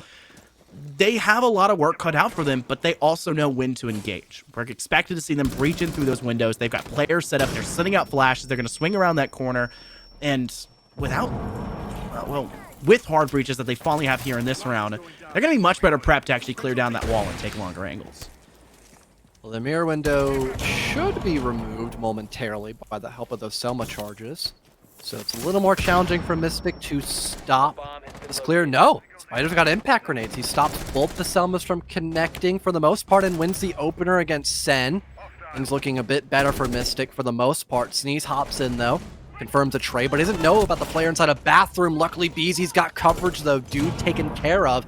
Now Master Bathroom is also in the pocket of Right Hand. Things are still even in the 3 versus 3, and the only major issue the offense might need to worry about is aim keys still playing over by that Astro staircase, and maybe some of these longer angles that Mystic are currently using to their advantage, having someone looking through that landing doorway to stop anyone from pushing in through bricks, while also ignoring a vast majority of that utility is a benefit here for Mystic. But also with this wall being opened up, you can maybe see the ace just pop in through the bomb site as quickly as he can and just try to plant behind the default bomb chassis. That could maybe work out well. No, BZ just picks the perfect one to walk right through. Sneezy's got covered as well. Schmink a nice shot landed, but Kirk denies the plant. It doesn't seem to matter though. Schmink finds yet another on this round, and now it's just Kirk. He's got a C4 though in pocket. Could help maybe stop this plant from going down, but that's if the diffuser is closer for him to toss it out. Beautiful shot landed. C4 tossed overhead. It does some damage. Sneeze on a sliver of health left over, but he could still try to get this diffuser down. Kirk has to initiate in this position. 20 seconds to go. Sneeze looking to commit. There's the blind fire, and all he needs is one shot. Mystic holding on by a thread as Kirk lands a perfect shot in the player by Master and has got enough in the tank to eliminate the Ayana.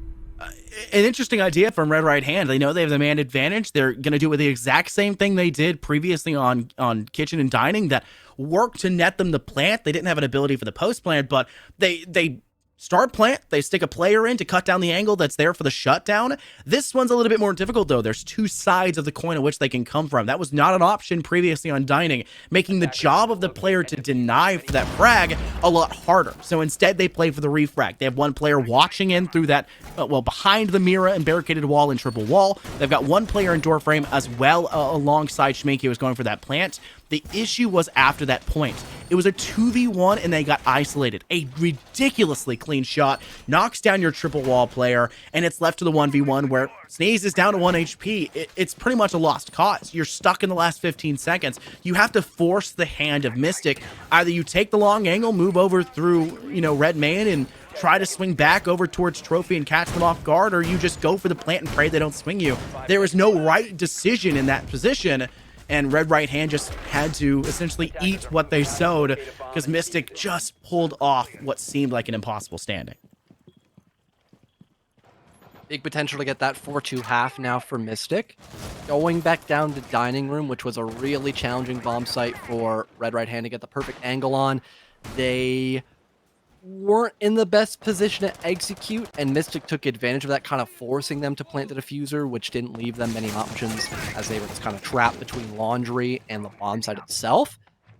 The Red Right Hand don't just kind of start with a full-fledged sprint and kind of trip over themselves. Maybe they take a little bit more time to gather some info, play for some more consistent trades. Don't just have Sen like across the map by himself, not able to have someone back him up. So far, though, the beginning of this round is eerily similar to what we saw last time Dining was in play. You get that pantry single wall open cleaned up to maybe have someone lurk there when you're getting ready to execute. And now everyone is beginning to work their way up above to challenge this roam extension. A couple of bodies over by the Master's side of the map beginning to open up some walls, perhaps to force away someone between both statuary and trophy. So at the beginning, things aren't looking too bad for Red Right Hand, but they also don't have anybody across the map. So far, it's a mostly Master-sided attack, which could be enough, but when mixing a cardiac sensor and a couple of nitro cells, that could be the perfect remedy to stop this Master clear. I've talked about it so many times, John. This is my favorite objective in all of R6 because it mixes that element of the old and the new and kind of gives that nostalgia factor through and through. Pulse being the biggest, facilitator of that nostalgia alongside typically a Capcan. They tried to send out the initial nitro cell. Maybe blew their load a little bit too early, and that's due to, unfortunately, not finding anything off the back of it. I think barely squeezing damage on his knees, if that was even his responsibility or even his doing at that point. That's now your main information gathering that has to relay intel over to Skunks. It has to pray that there's something there. It just isn't as good as it could have been. And that's also now huge floorboards that were already going to be opened up by Red Right Hand. That's now just made their job just a little bit easier and a couple less shots needed with that skeleton key. AMK sitting though at 90 for Classical Hall, waiting for a player to maybe swing through that alley. But no one's really giving them the time of day. Mystic are very spread out here on this first floor. Players even over towards that library side. Red Right Hand could get caught red-handed if they're not doing a good enough job droning, and they only have 4 remaining, having already lost 6 to this point. There's an opener by Aimkey still playing up above, and now Right Hands are a little bit tied, a little bit constrained on options. A spring up here by Aimkey almost gets him another. He is just on a wild goose chase, making a double kill now for the Malusi as BZ tried to escape, but there's no point in outrunning Malusi. Kirk now collects one as well, leaving just Schmink on a fraction of health, left alone to fend for himself against the entirety of Mystic's roster. And they close out the half flawlessly in round number 6, the 4-2 half going their way. So a huge improvement found from comparing at least the first matchup on Cafe, but now they have the attacking half. Thanks, switch back. Red Right Hand. Well, we even things out for OT on map 1. There's always the possibility that can come through here again. But Mystic are going to go ahead and say 4 and 2 is a solid enough split. They also had the option to ban Brava. They have something cooking. Somebody let them cook first and foremost. So now they got to see whether or not that fire is going to be, lighting that one up. They did a team to take down Ying, much like we saw Red Right Hand do first and foremost on our last map on Cafe. Maybe the Ying ban's just good luck. Maybe the Ying ban is just the go-to thing. If you ban Ying first and foremost, your team's going to win that map. If that's the case, we're going to a third. We're going to head our way over to Theme Park, and I don't think any of us expected this game to be so long, just through and through, to reach a third. But Red Right Hand always have the possibility of a comeback. Attacker redeploy and repicking has come through. The Lion Simi being selected for Dude. Ayana up for Kirk. They need that information. Anki wants to stick to that Ash. Why not? You're already getting plenty of kills yourself, but make sure that you can continue to feed the beast that is Kirk, who's sitting 10 and 2 up to this point. Has been flawless in the rounds they've won. It has been a ridiculously strong showing from them. Maybe that's the reason why we're seeing Mystic be actually ahead at this point. Well, Right Hand opting to start out in the bomb set of Trophy and Statuary. Besides the Mira, things look fairly similar for their lineup when defending this top floor bomb site. They're extending a little bit over across the map by both Aviator and also Games. They have a couple of rotates made by Master as well if they need to start clearing out that front as well. But they're not starting out with a very successful entry. Luckily, Sen will at least refrag. Aim keys taken care of so that range stop destruction is no longer on the board, but there aren't really a lot of shields in this composition, so nade should be just enough to get that job done. Dude shut down though by Owen, and now this clear across the map from Maps is still doing enough. Whoa. Wow, Kirk through the wall gets the player by Bar as well. Impressive shot landed by Kirk. You mentioned his performance, and he is still roaring in this second half moving into it. And advantage back in the favor of Mystic as they fully clear up this roam and can have a lot more wiggle room to start moving across the map over and towards Master, for example, like we're seeing right now, but they still have to worry about the deployable shield, which could give a little bit more hassle to them when they're trying to push in from bricks. But any pressure built over by landing could, of course, move away Schmink as well, and he's aware of that, trying to be very cautious of that position and now trying to pivot a little bit deeper inside of Master. Still making great use of the castle barricades placed over here inside Master Bedroom. We saw the same thing come out from Mystic in that first half, and it took a lot from Red Right Hand to initially clear it, having used the Flores for the most parts to do so. Right now, for Red Right Hand, they get to utilize it themselves. Breezy sitting over on that trophy room side, still having Schmeek linger about in that master bedroom doorframe.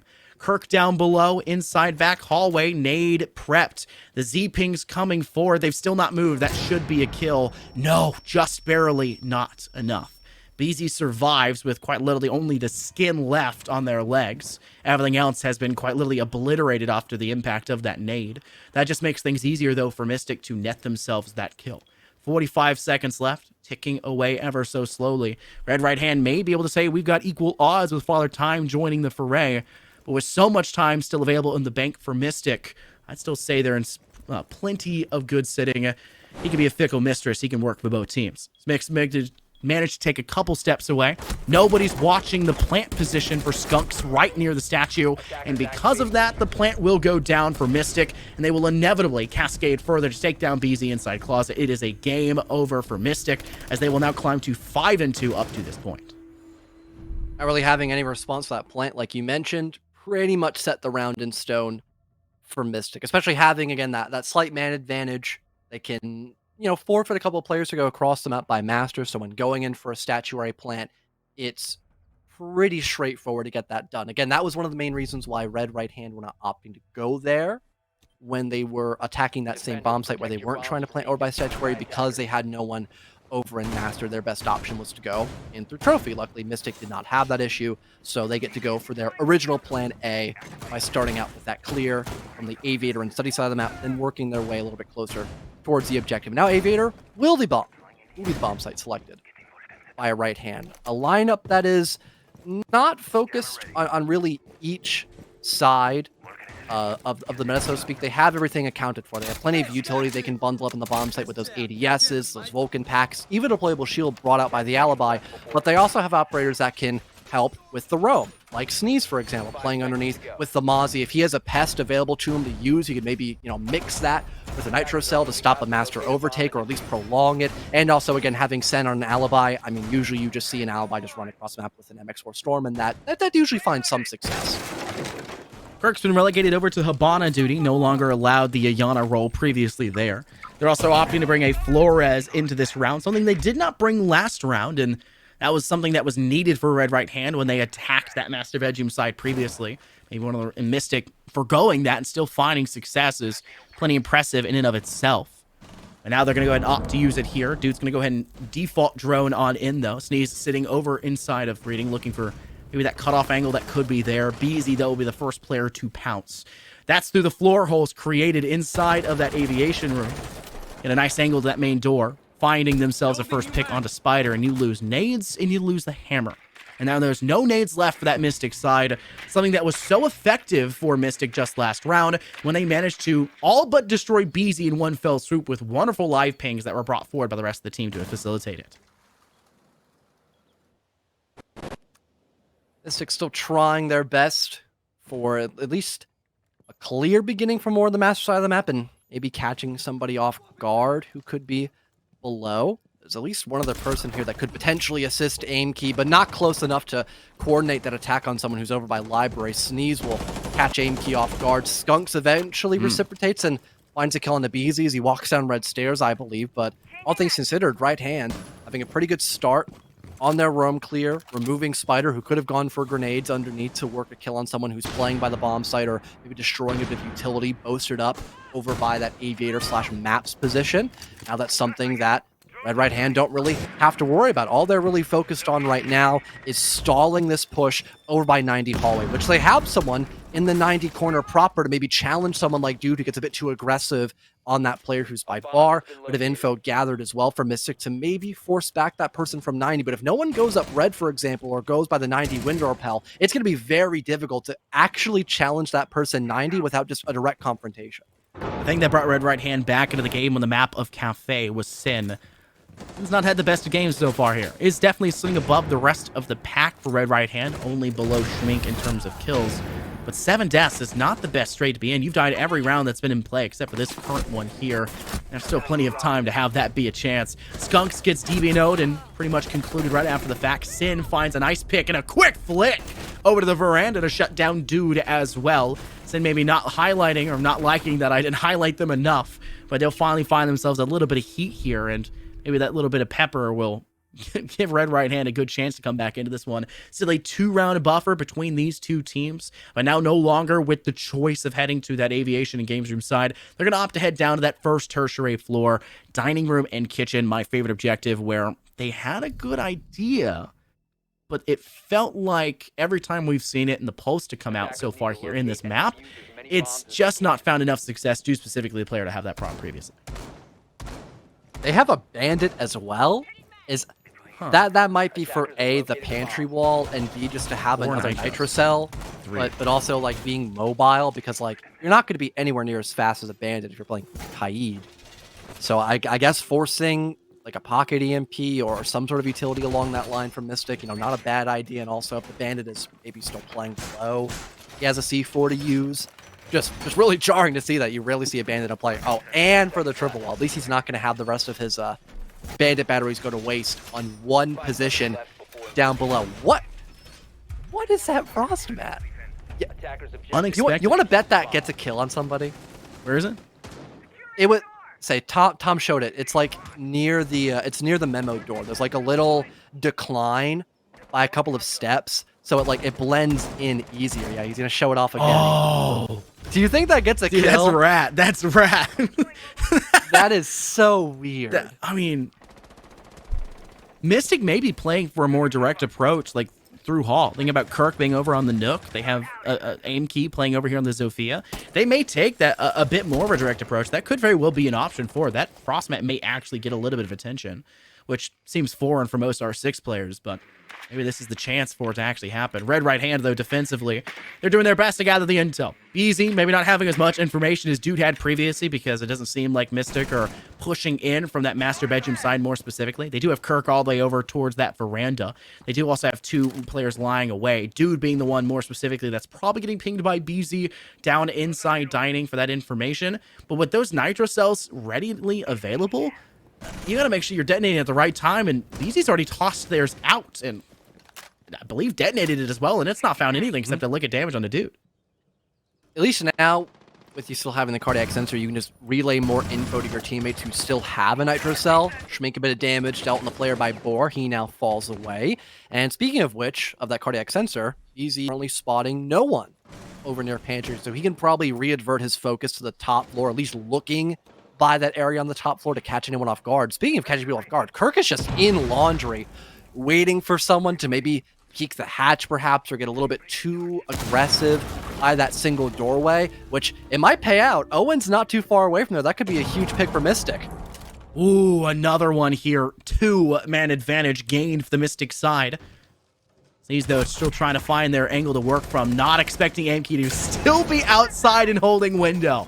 That is a huge way for Mystic to once again step forward and say, we are here on this map and we are going to swing things our way. Frostmat is inside doorway leaning over towards that other side. It's not going to be enough, though. It will be a kill netted for Schmink. It's now the only player left standing. No nitro cell in the pocket, just the Vector in hand. One player spotted inside that pantry door. They'll go ahead and detonate the Vulcan canister placed just over on its side. One player in dining, swinging away from that Tetris side. It's Aimkey, the Zofia, who has no problems to take down that final kill. They know where they are. They'll close and secure. It is a, well, at point now gained for Mystic, heading into round 10. Pretty stark contrast between Cafe now going into Villa. Mystic really looking like they have everything together. Even expecting some of the same plays that they were pocketing going into their first half, like that flank by 90, trying to halt any progress on that top floor. They've got a guy, Boar Window, who just does not move. He is there the entire round, and he gets a kill because of it. I mean, sometimes patience is key, and I think that round's a good example of that. Same thing for having, I believe it was Aim Key being Nook, playing by Laundry, having all that vertical go down on the top floor. Someone eventually just tries to find a safe spot to relocate. They don't hear anything over by Laundry, so they think, okay, I can play right here, and maybe I can, move myself away from all that verticality. Nope, there's a Nook by Laundry single, and he kills you. So now you get a 5-on-2 for Mystic, and I mean, there's just no way Red Right Hand are coming back from that. They've got no more utility left, popping all those Vulcan packs, no nitro cells left either. Mystic just had a very clinical clear of that top floor.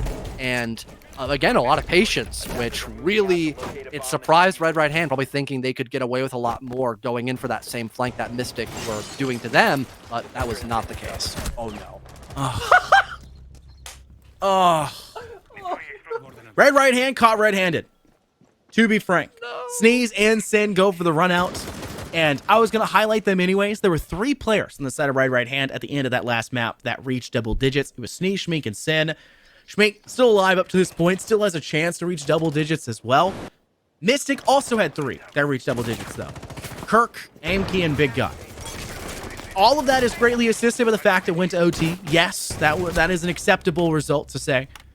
But it's a huge disparity for actual playtime right now for Red Right Hand. It feels like they've just been relegated to watch as Mystic crawl over them. To watch as they cheated at the starting line, got 20 feet ahead, and then the whistle blew for the rest of the team to get started from the gate. Mystic have just been by and far better than Red Right Hand on this map, and it's showing even further. 1 kill netted with the Mossberg for Owen. The rest of the team has been felled. Spider goes haywire in that round. If you're an arachnophobic, you may have hated that scenario, and I'm betting you anything Red Right Hand's going to be an arachnophobic team after this one, because we're forcing map 3. We're going to theme, because Mystic ends and conclude in a 7-3 fashion. What a map. Seriously lopsided, favoring Mystic. It seems like they didn't make the same amount of mistakes that we had going into map number 1, for example. I mean, obviously, the round count is vastly different from what we saw back on Cafe, but there were only a couple of, major hiccups that they had, and really that was just on their first half, for examples where Sen was just kind of going buck wild on the entry. Eventually, after a couple of rounds, they figured out, they kind of had the right idea put together, that if they can just play together and work for trades, then the Nook isn't going to be as big of an issue. So that was already a huge improvement. That got them their 4-2 half on Villa, which they could not confirm on Cafe. So that's already a really good omen for them. And on the attack, they also punished Red Right Hand several times for their over-aggression. I mean, last round was a perfect example of that. You got 2 people trying to hop out of the building almost immediately, and they're dead in a matter of seconds. Sneeze, someone who dropped 13 kills, only had 3 in map number 2. And both Sneeze and Sen just not having the same kind of bite or bark as they did in map number 1. It clearly showed that it was a huge issue in map number 2, as they did not find as much success when people like Sneeze or Sen were not popping off in the entry department or in the late round, because they were just already dead from Mystic. We saw the de-evolution of Sen on that map. To be utterly frank, we saw an evolution on Cafe of Sen, who had a tough role to start and then came out of the shell and evolved into a very beautiful butterfly that rained hellfire upon everyone that pushed them. Well, more specifically, the 4 people that pushed them over in Cocktail Lounge. This time around, though, we saw what was once a pit bull and was, fearing for your life, turn into a shaky chihuahua that is all bark and no bite. It's a terrible thing to see for a player that had such a spectacular performance. That was one of the players that reached double digits for that, no red hand side. It just feels like not the same team, right? And for our third map coming into it, it's a little bit more similar to Cafe. I would maybe give it a little bit more towards that instead of it being more like Villa. But Mystic, if they come in with even half of the aggression and half of the playstyle that they brought forward on that last map into this next map, it's still going to be Mystic coming out of it at the end of the day. There's going to need to be a very big mindset change to come out here for Red Hand, and maybe a timeout would have at least slowed down that. I don't know, but it's just not been a great series for them, that one. And they need to bring back that first map pizzazz, quick. Hopefully we can see some of that on Theme Park, but give a couple of stats to take a look at from map number 2, just to figure out, what was really the win condition that we saw by Mystic on Villa. I think a dead giveaway is, Kirk and Spider kind of going crazy. Not so much in the entry department. That was fairly even, but again, I talked about the trade potential. That was there substantially more in comparison to Red Hand, who were opting to go for a lot of, solo plays, especially with Sen, who we saw him at best, find 1 or 2 kills on Villa, and then that would kind of be like the rest of the round, he's just quiet because he's dead, or someone else is doing the rest of the heavy lifting. Where in comparison to that on Cafe, where he was finding like triple kills, quad kills in a handful of rounds, I mean, just not finding the same way to enable Sen, definitely a huge issue for right hand on Villa. And also not stopping that same kind of, stronghold that Mystic was having in a lot of rounds, especially again by Kirk, who had a really solid rating on map number 2. That's definitely something that we're going to have to look into for Theme Park to see who's going to really come out on top in that position. As you mentioned, there are a lot of similarities between both Theme Park and Cafe. I think the same thing can also be said between both Villa and Theme Park. I mean, all these maps are very large in size. They enable roamers pretty well. And also, if you're a team that just struggles a lot on the attack, you're going to get punished on basically all 3 of those maps. I'll point out that their main entry fragger for, the right-hand side was Sneeze, who had a spectacular game. It was the highest, ratio for their team. They went 13-10. They had a 3-2 entry rating, 0-0 this time. At least they didn't die first, right, on the initial, but they also weren't really an impact player for their side. And Mystic still could rely on Kirk. Kirk was 12-2 at one point in that game. And yes, they end. It's not as great, 15-5 or whatever it was. It's not as great as it could have been, but they were absolutely by far the biggest factor for success for Mystic. And the team let them do that. The team allowed them to do that. And it's not just saying, hey, go off. They gave them all the options to do it. They gave them the kit. They gave them the information. They gave them the util to initiate. They gave them all of that there. And Kirk ate it all up. It's an all-you-can-eat buffet. It was just the best possible showcase from a player that you need. And they're now the only player so far in this series that has 2 1vx successes under their belt. They had one on the last map. They had one here. We're going to see if that's going to continue as we head on over to our 3rd map. Stay tuned as we'll get that ready to go underway.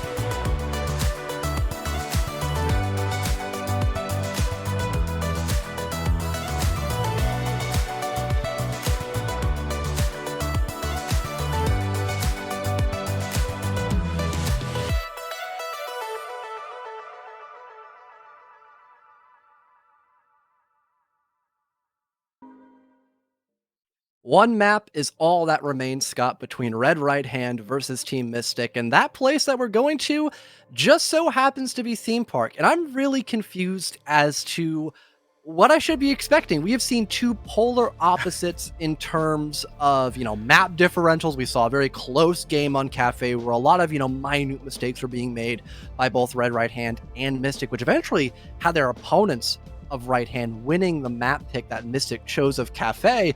And then the polar opposite happened on Villa, where something just awoke from Mystic's inner psyche, and they just became this machine on both the first and second half of Villa. Red Right Hand, they stood no chance. So going into Theme Park, if we see that same efficiency by Mystic, that would be something that Mystic would obviously be looking forward to. Maybe we'll see that same, steadfast approach by them. But if we continue to see more of those minute mistakes or really no one, overperforming like we had for Kirk on Villa, then Red Right Hand, they might stave off elimination for just a little bit longer.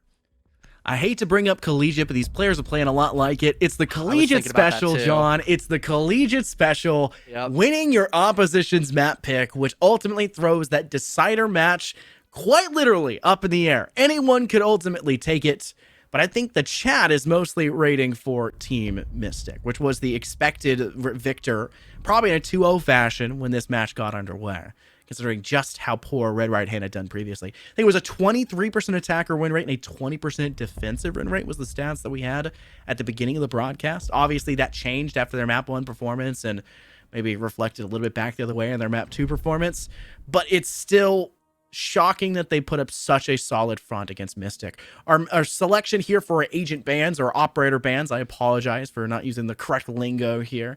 Ying, Lion, you got that solo off the board, and the Azami to follow suit. Azami has been pretty much a guaranteed lockout in this one. Neither team wants to deal with it. The key barricade's being just way too difficult to overcome, and we're going to get things started underway here in the first round. Throne and Armory on the board as well for Team Mystic, so that's going to allow them pretty much the whole map to roam with. Even in the late round, if they have to give up the top floor, they could also linger by both storage and lab. So it's a really impactful spot to play in if there's an attacking team pushing in through that split doorway or even by the hatch. So plenty of options here for Mystic on the roam, which is probably why they have a lineup a little more focused towards that, having black eye cameras, maybe a couple of other roamers up above with the help of some banshees too. That could be pretty important. Even Spider with all of his frost mats put up above two of them deployed by Break Room, and the other one I think we saw across the map by Dragon Window.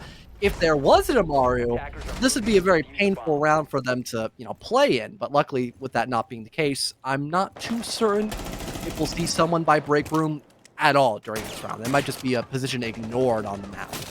NQ is going for the spawn peak. That's been very popular in most of my casual matches, usually with me at the other end of it. And 20 seconds, though, off the board, and only a little bit of damage sent back their way. BZ down to, well, a full 100 after losing a little bit of extra HP on top. Well, at least it looks that way, but that's really not the case. Mystic, defensively, they're running into a problem. It is straight up right red hand just running into the map. I don't know why they did this. They step in a boiler and just try to swing out over towards Dragon and then just try to step into Throne. Why they were what could possibly possess them to do something like that? I don't know. Maybe they're desperate, but that is as easy as it can get for Mystic as just point the shotgun in that direction. You're going to hit literally everyone with it. If you're not DBNOing them, the second one's going to do exactly that. Well, luckily they had Echo with the brick, as it's been coined by a few people.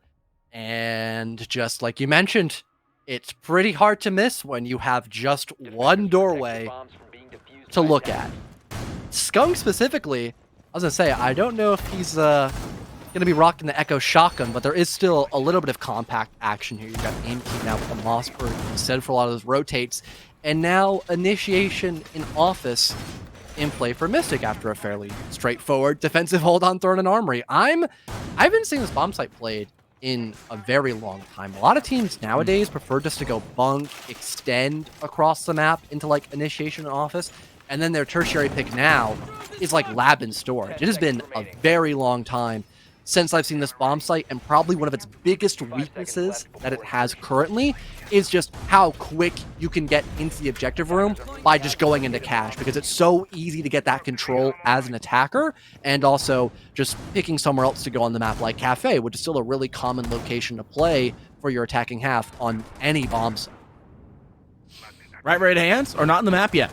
Let's point that out here. They are not in the map yet. Huge difference. Huge difference maker right here. They've taken a big step back. If that's the right idea, time will have to tell.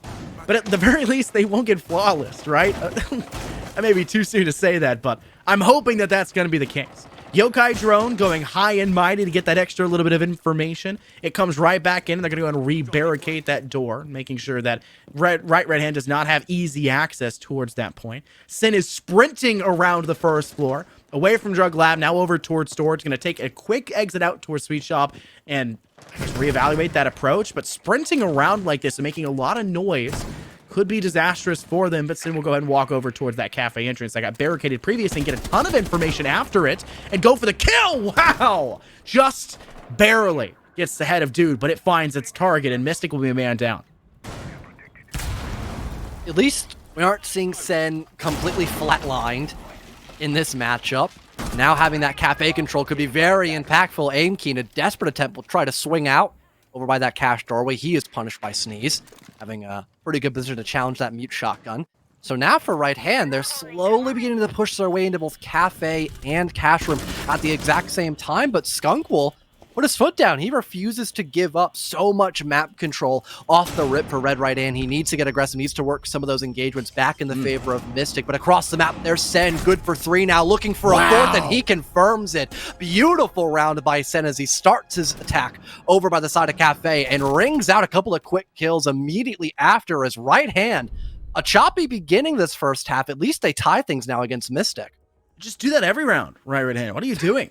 Well, I'm at a genuine loss. Sin has shown a little bit of that pizzazz that appeared randomly in round 8 of our first map on Cafe. In round 2, that may be the scariest thing Mystic will be facing all day today. And it could be the last thing they face in SFCL if it continues on this state. Right Hand, a glorious round. Sin for the 4K. They're now sitting 4-1. A buddy ace, haha, funny, between them and Sneeze. It only took 1 kill to guarantee the buddy position, but I know you love to coin that term between the two of them. That will tie things up 1-1 between us. Spider will go ahead and place a Frostbite over towards Arcade. We got the Valk cams for that information in the Vulcan canisters to maybe slow down that sprinting that Right Hand have oh so lovingly decided to do throughout this map, with Sin making a lot of noise in the first floor towards Drug Lab, rotating up towards Cafe, getting first pick, and using that as a way to escalate the situation further to inevitably cascade that into a 4K by the end of the round. See, the big misconception with a buddy ace, only 2 and 3 kills combined. Is that the way you limit it? Yeah, that is the limitation. And then you have like Bach, who calls it a full house, and I just like start crying in the corner because like I cannot outshine you. I have to put up with it, sadly. But with you, at least you humor me. Yeah, I'll so humor you. I'll humor you. That's a plus. I have to hang out with you in person, so it would be really awkward if I didn't at least humor you. I don't think so. Fine, I'll just shut down every point you ever make now. Even if I'm wrong, I'll just like... I'm totally for that. Yeah, we'll see what Right Hand opt to go for here. I'm honestly would not be surprised if they like try to go for something like not like very direct, but I mean they already have someone who's by Gong who could walk down this back hallway and start working his way in through bathroom, perhaps with someone by that window. Even a guy storage as well, so a couple of really common angles could be shut down early by Red Hand. But they also have Schmink above, who's for a moment working vertical. Now I think is he down below? No, he's still playing up top. So getting vertical, limiting some positions into the bomb site is also very impactful. But so far, Mystic, they've read into this fairly well. Sen's been injured. At least BZ can get that finisher. Now Sneeze working his way inside of bathroom. So a little bit of control gathered by Red Hand. And so far, they're adjusting pretty darn well. Sneeze behind the bomb chassis collects another. Owen still playing by Gong and Tellers. Catches someone on a poor rotate. Now leaving Red Hand in the advantage despite having someone injured. Sneeze popping off the revive. Racks up a triple kill. The Vulcan pack. It'll blast in front of his face, but he does not give a damn about it whatsoever. 4 back-to-back quadra kills for Right Hand as they take the lead on Theme Park. I'm at a loss for words what Right Hand have done. They had one of the worst performances you can imagine on our last map of Villa, and they pulled out the dumbest strategy known to R6 in round 1, and then proceed to have 2 back-to-back 4Ks round after round to take the lead in a 2-1 fashion. Either Mystic is trolling on the on the league final here for possible elimination for themselves, or Right Hand has been trolling the rest of the league by hiding this whole time. I don't know what it could possibly be. But Sin being DBNO'd for that long, it wasn't a 4v3 anymore. It was a 3v3. Then it came down to the 3v2. Sneeze should have died from the player that was going down long haul when they were trying to go for the DBNO'd player of Sin. But they didn't take the shot fast enough. The reactions weren't there. They shop in the flank. Sneeze goes for the initial DBNO pickup again, but then swings around for the kill unexpectedly. That's where Mystic are getting caught off guard. The very unexpected angle. The initial swing into the master bathroom, going for the kill onto the player that was lying on top of the billiard table, thinking they were safe behind the bomb chassis. Everything but, as it only takes a single bullet to graze the right body part to net themselves that kill, and it does just that. Mystic have tried to pull something out of a bottle, but now I think they got to start rubbing lamps to get a genie out of the bottle, because right now they are out of wishes. It has come back to bite them in the flank, and Right Hand just... they can't keep getting away with it, John. It's got to change eventually, right? Surely we don't see this continue. Ooh. Santa dangerous game of cat and mouse between Aimkia. Same position he was holding back in round number 1, trying to go for almost the same spawn peak. Luckily not going to lose his life off of that. But for Right Hand, they're also following a fairly similar trend. They're also starting their attack from the cafe side of the map, but also putting a fair amount of consideration into the side of Cash Room. Sen, still winning that first opening engagement, barely going to out-tussle Aimkey as he now works his way over towards Pillar, trying to catch Spider in a bad position. It seems like Spider was aware someone was inside the control room, but just cannot land that vital shot. Now giving Sen another opportunity. Nade tossed out, creating some space, and Sen pops up at just the right time. Despite the Yokai concussing him for a moment, he still takes that engagement with relative ease. And now Right Hand, they've almost completely flushed away this top floor extension. The only person left above is Dude. Schmink finds one with a grenade from downtown. Sen, the martyrdom to find a triple kill on this round, leaves just Skunk in a 1 versus 4 as there's no one to confirm that injure on a Sneeze as he gets caught in a very awkwardly placed bear trap underneath that window rappel. Skunk, he is in a world of hurt in these next couple of moments as he is very low on options to win this 1v4. The whole setup the Mystic are working towards is complete shutdown of multiple angles, information from multiple angles, and crossfires and hold for throne. They've lost every option for that. It's just Skunk. They have to hold so many angles that are being breached and open.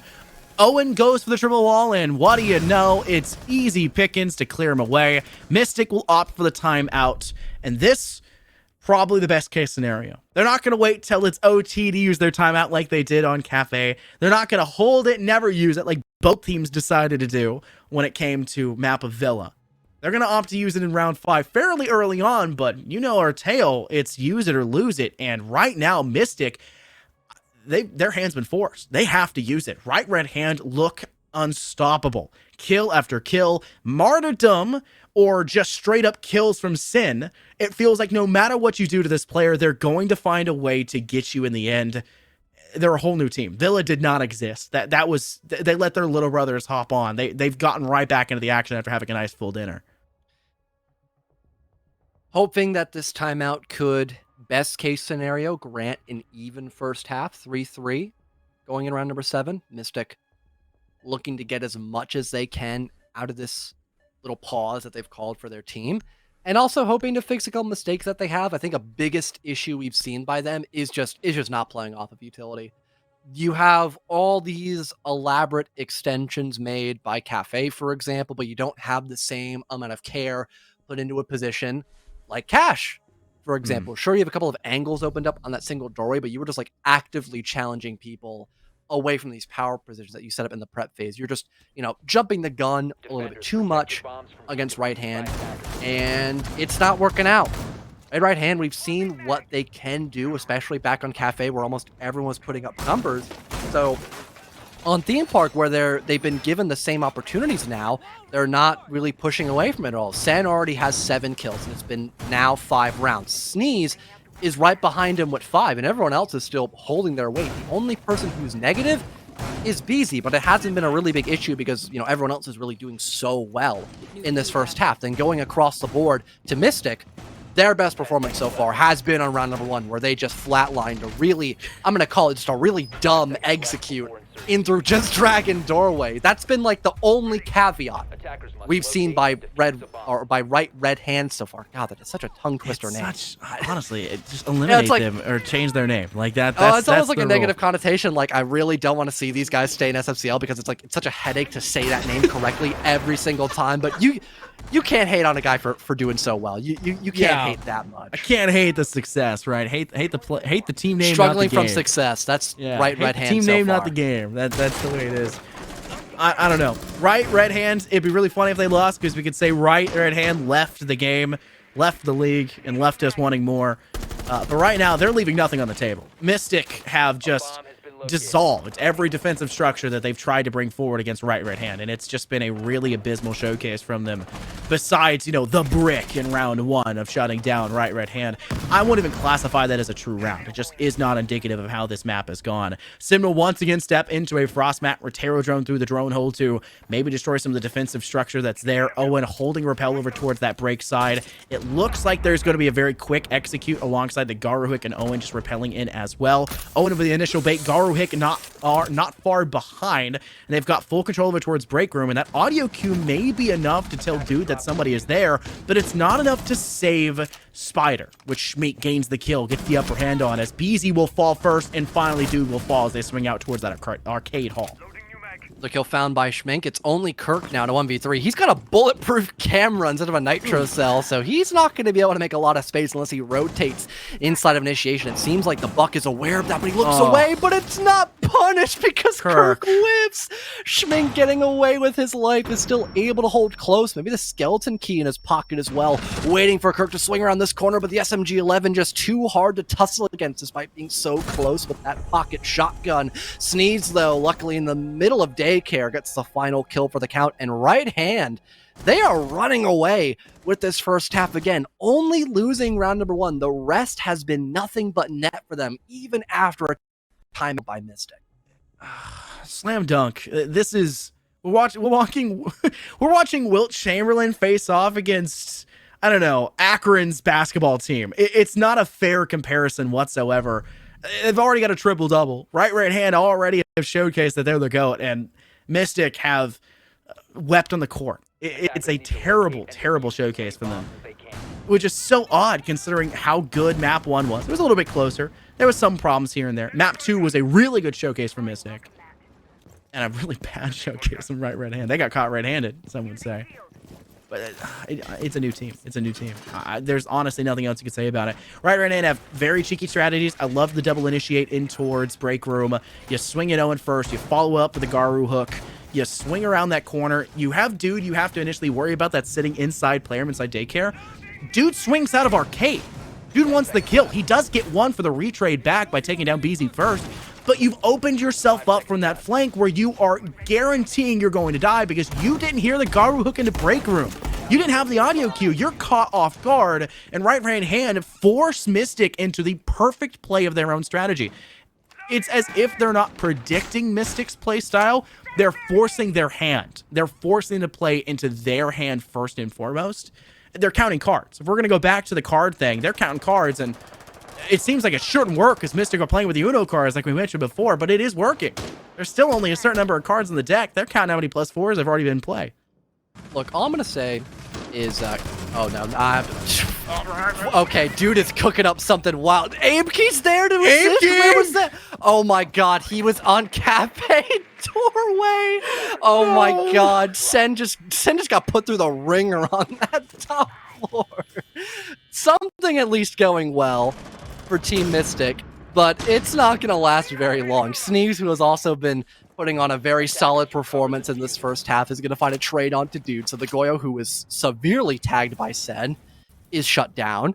But that was a hilarious scene of events. That was like out of a Three Stooges movie or something like that. But the point I was going to make earlier, counting cards, it is not illegal if you don't get caught.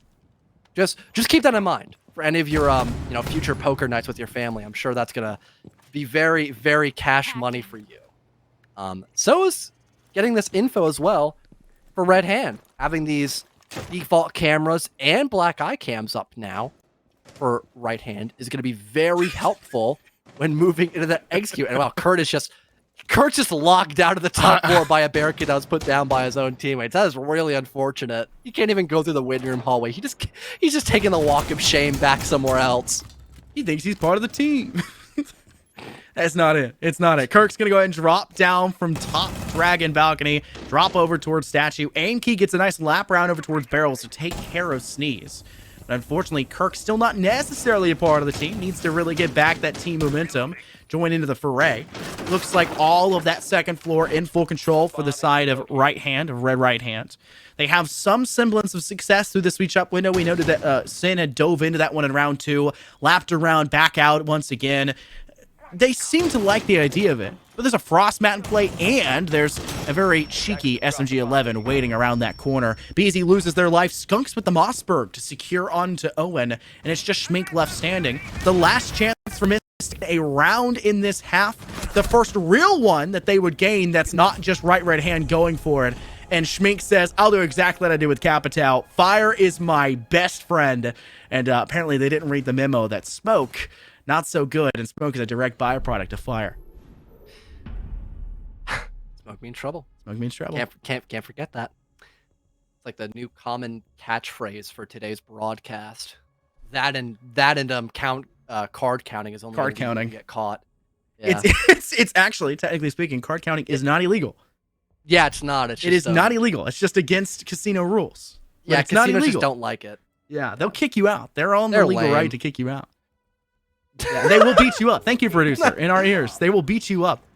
Legally speaking, in most states, though, as long as you earn less than 11,000, you don't have to show them your ID. Which means you can come back if they don't get a picture of you. So just stay below that margin. You're good. Well, talked about slapping earlier, getting beat up by the house. Doesn't seem like Mystic has really been beaten senseless just yet, but they're pretty close to it. That final round they got in the first half, a breath of fresh air, as they've only been very good at like the bread parts of a sandwiched first half on Theme Park. And Lab and Storage is being played first by Red Hand. That's definitely a bit of an interesting option, and there's just nobody on site. Mystic might not have info about that, so it's probably not going to be punished. But also, in terms of retake potential, it's probably one of the easier bomb sites to retake so long as you can work some vertical and maybe get a lot of control back inside of Lab. But again, I don't think Mystic's really going to be capitalizing on the fact there's no one in the bomb site. They are directly going into this labyrinth that Right Hand has been setting up, especially with Sen playing rather aggressive inside of Cash Room. I'm 90% sure that drone spotted him. It just pretended like it didn't. So I don't know. I really hope Sen gets punished or at least pushed back from Cash Room. I hope Sen does not. Contrary to your belief, Yeah, okay. Yeah, I'd cool. like to believe in my fable of a world that Sen did not get spotted. That Sen's position is in fact still unknown. Probably isn't. But I'd like to believe my headcanon is true. Much like the headcanon that Tofu will dissolve by the end of this season.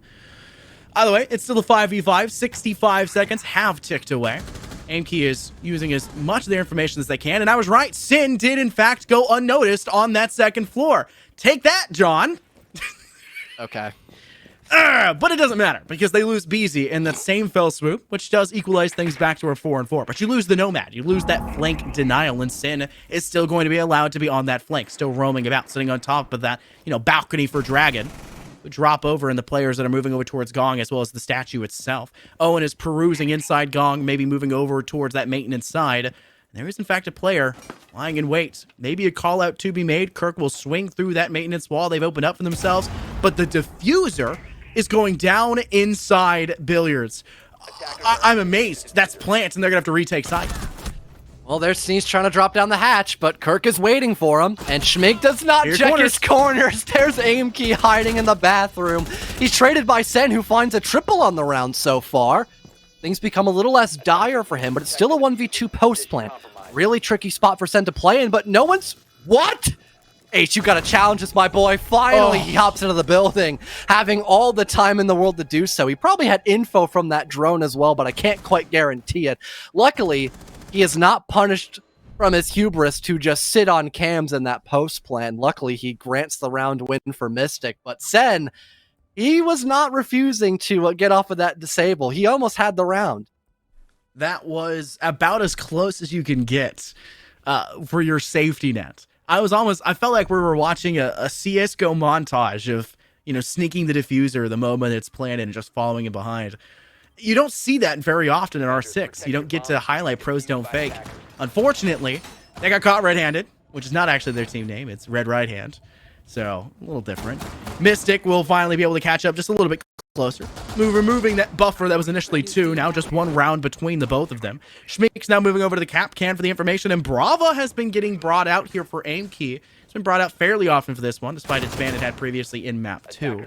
I don't know how much success it's truly going to give to that Mystic side. They're going to bring the Garu hook, something that Red Right Hand, I apologize, we have that backwards on our overlay.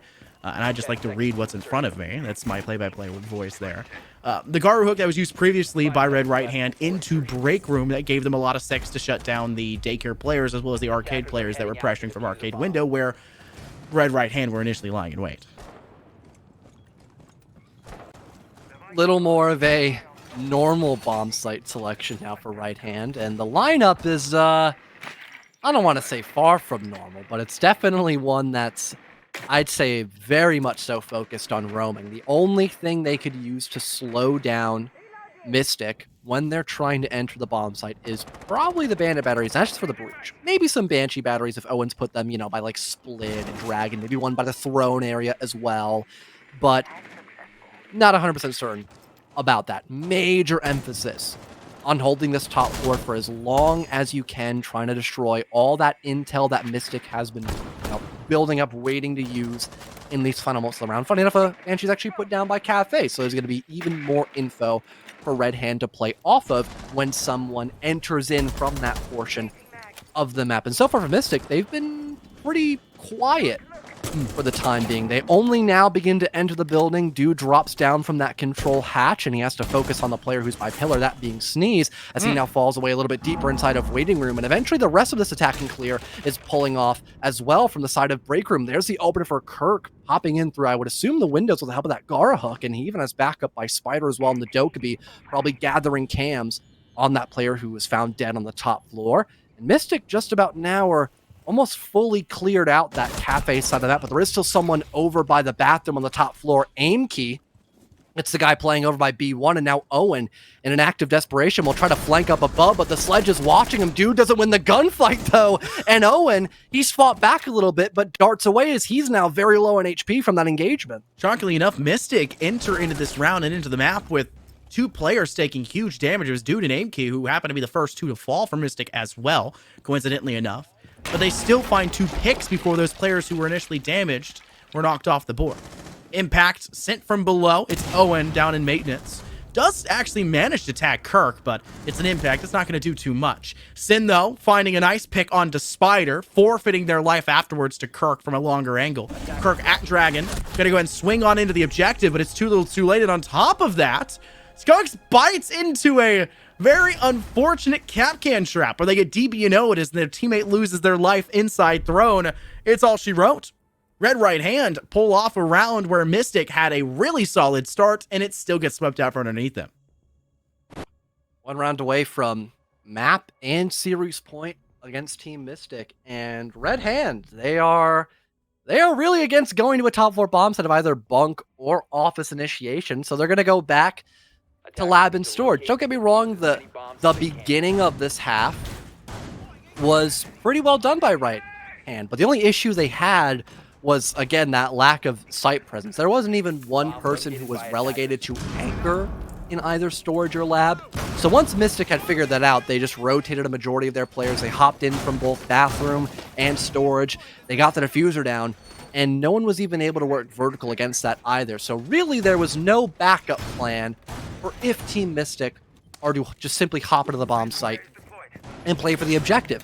So this time around, I would hope that Right Red Hand are able to maybe utilize this smoke to have someone anchor in the bomb site, just so that doesn't happen again. But as of right now, no one's in the bomb site again, but that might just be because Owen is still making rotates. He's one of the only few people who can do that without utilizing impact grenades. So that would also make sense.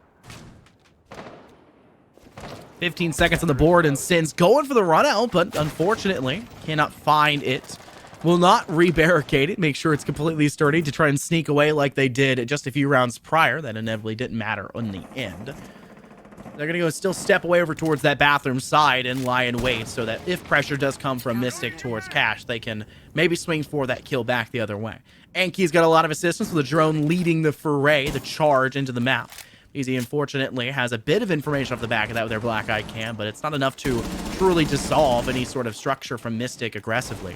They're going to go ahead and remove themselves from the equation, following over towards the back of Throne Room. They thought they had some assistance from Sin, but Sin can't hit their shots, shockingly enough. Despite being 11-6 to that point, they'll fall to 11-7, losing their head in the process. Selma's now deploying out. There is an impact grenade, though, to meet them, but the first one's going to be a dud. Second one does go off without a hitch, and now going for that engagement by the player in Dragon. That's aim key eliminated. So Easy now in a very important spot to try to stay alive, but they also have to worry about that barrel wall that's opened up by the defense. There isn't even anyone to help assist. VZ might just be here to waste time and eventually be falled. And that happens by the hands of Kirk. Owen as well trying to assist. He can't get out of dodge. Now those Toxic Babes are off the wall as well. And now for Team Mystic, they still have 1:20 to keep going into this round, and there aren't really a lot of options they have to really slow down Mystic, or Red Hand speaking, they don't have a lot of options to slow down their opponents. Shots will connect. It's a relay of kills for both sides. Red Right Hand only have one player remaining. Sneeze. No impacts in the pocket, just the D5 SMG in their hand. Your Sneeze, there's not really very many options left for you. You can hide yourself away over an arcade toilet. You can maybe pretend you've got a big stomach bug. There's nothing else you can truly do. Let your teammates highlight the information with that default cam. Swing it alongside when they try to swing through that barrel wall that's been busted open. Sneeze gets a huge lick of damage onto both Kirk and Skunks, but just can't finish the job just yet. With clear away a piece of util on the wall, will swing over the plant that's going down, but Kirk has coverage, and Kirk is not letting you take down their teammate. Mystic will very easily, with a 3v1 in the end, conclude it, and will find themselves coming a little bit closer to the Red Right Hand side. I would really hope, there it is, I was going to say, I was really hoping that Right Red Hand do not go back to lab and storage. Probably going to try their best at bunk and daycare. Armory and Throne will reopen to them afterwards. So all things considered, they could still end this series on a high note and not have to go back to the wretched bomb site that is a lab and storage, where they have not found any success trying to defend nor extend around the map as well, not trying to revolve themselves too much in the bomb site itself. And I think for one of the first times as well, we're seeing Right Red Hand opt to bring out the Mira as well, which is something that Mystic were relying on a lot. This is one of the first few times I think we've seen Red Hand opt to bring out this operator, but especially when you're playing a bomb site like Bunk and Daycare, it can be really impactful to have her still on the board. If you give up a position like Initiation, for example, you could fall off and just play on a mirror window. So you're still putting down that same amount of pressure, but you're still wasting even more time than you would have originally with only a light extension with a shield over by Pillar, for example, which oddly enough, we have not seen a lot of, utility-based extensions by the Initiation side of the map, which is something that normally happens very often. Oh my goodness. Red Right Hand are so close to reaching match point, John. It looks like we are very possibly leading into another overtime scenario between these two teams. An absolutely unexpected result. After we came into this one, we were expecting a I won't necessarily say what we were fully expecting. We were expecting a match that wasn't going to be as close as this one. We'll say at least that much. Shield will be destroyed. A great use of clearing that hatch, allowing that Rotero drone to drop in. The timing is perfect. That gives Red Right Hand a lack of structure to work from inside Hall. Flash is sent around that corner as well. Thankfully, you've got the cool gamer shades to help that out. You can drop over towards Yellow Stairs and lie in wait near Vending. Spider may just drop themselves or accuse themselves in with a couple flashbangs, but Spider's not necessarily had the best game since so far with the weapon in hand. They are 1-8. It has not been the best foray for them with kills. Nothing to speak of just yet for the antics of Red Right Hand. Still haven't fallen away from waiting room just yet, although there is a little bit of info now gathered by Team Mystic. Sen once again the opening death being rather quiet so far towards the latter end of the second half. And a grenade that could be tossed up by Kirk at just the right time. Cooked to perfection. Beezy's off the board as well. The mute eliminated. One of your fuse after nitro cells now removed. There's still Owen and Schmink as well, who can buy a lot of time, but that aggression, it's going to be ramped up now by Red Right Hand as they are in a very dire position. Sneeze looking away, almost cost him his life, a little more distracted by that Rotero drone, but thankfully Spider cannot engage quickly enough to punish him. A logic bomb deployed instead, and now that info potentially allowing Mystic to maybe just continue to close this gap against the remnants of Right Hand's defense.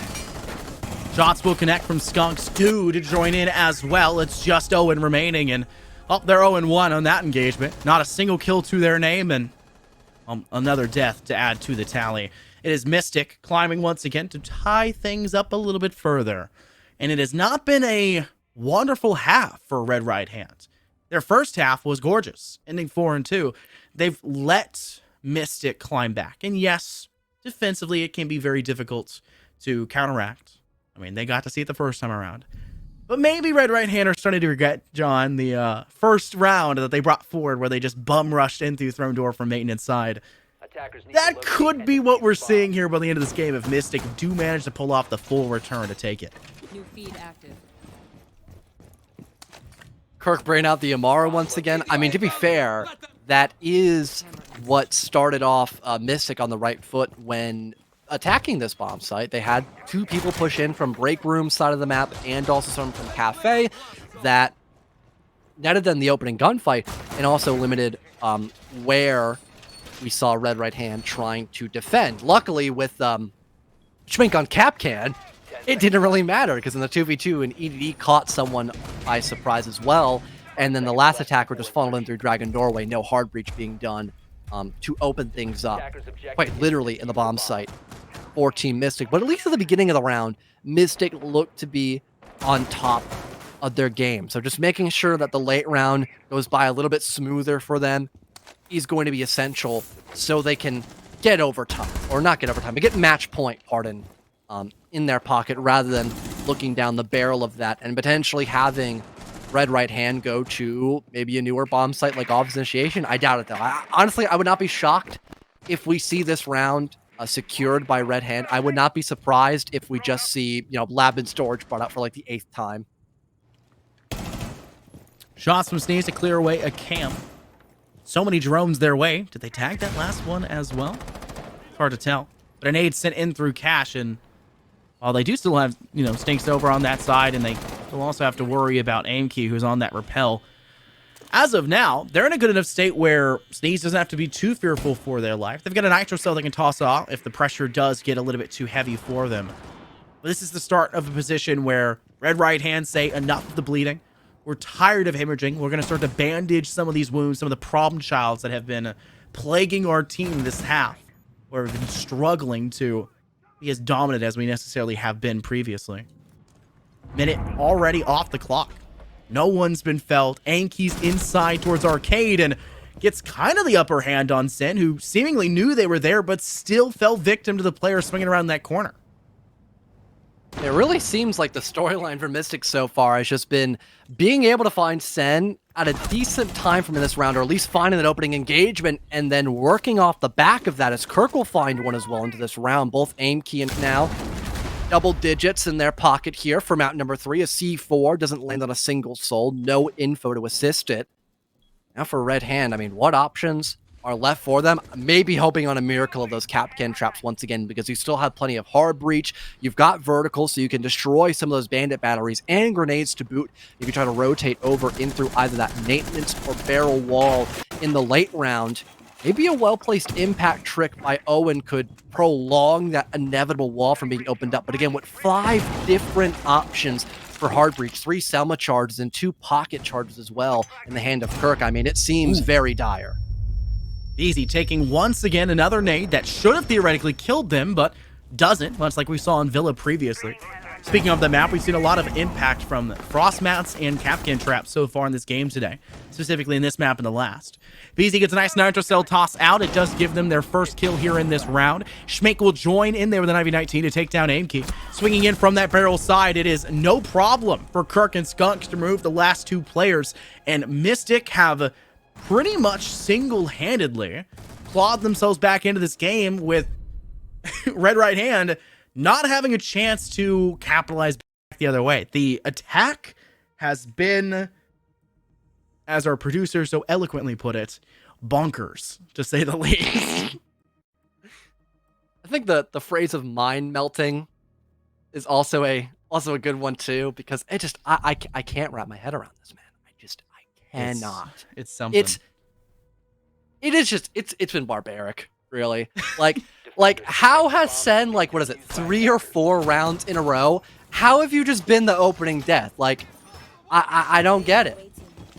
Mystic have been doing a pretty substantial job at hunting this guy down and not even forcing him, but making him think he's required to take a gunfight. You don't need to do that.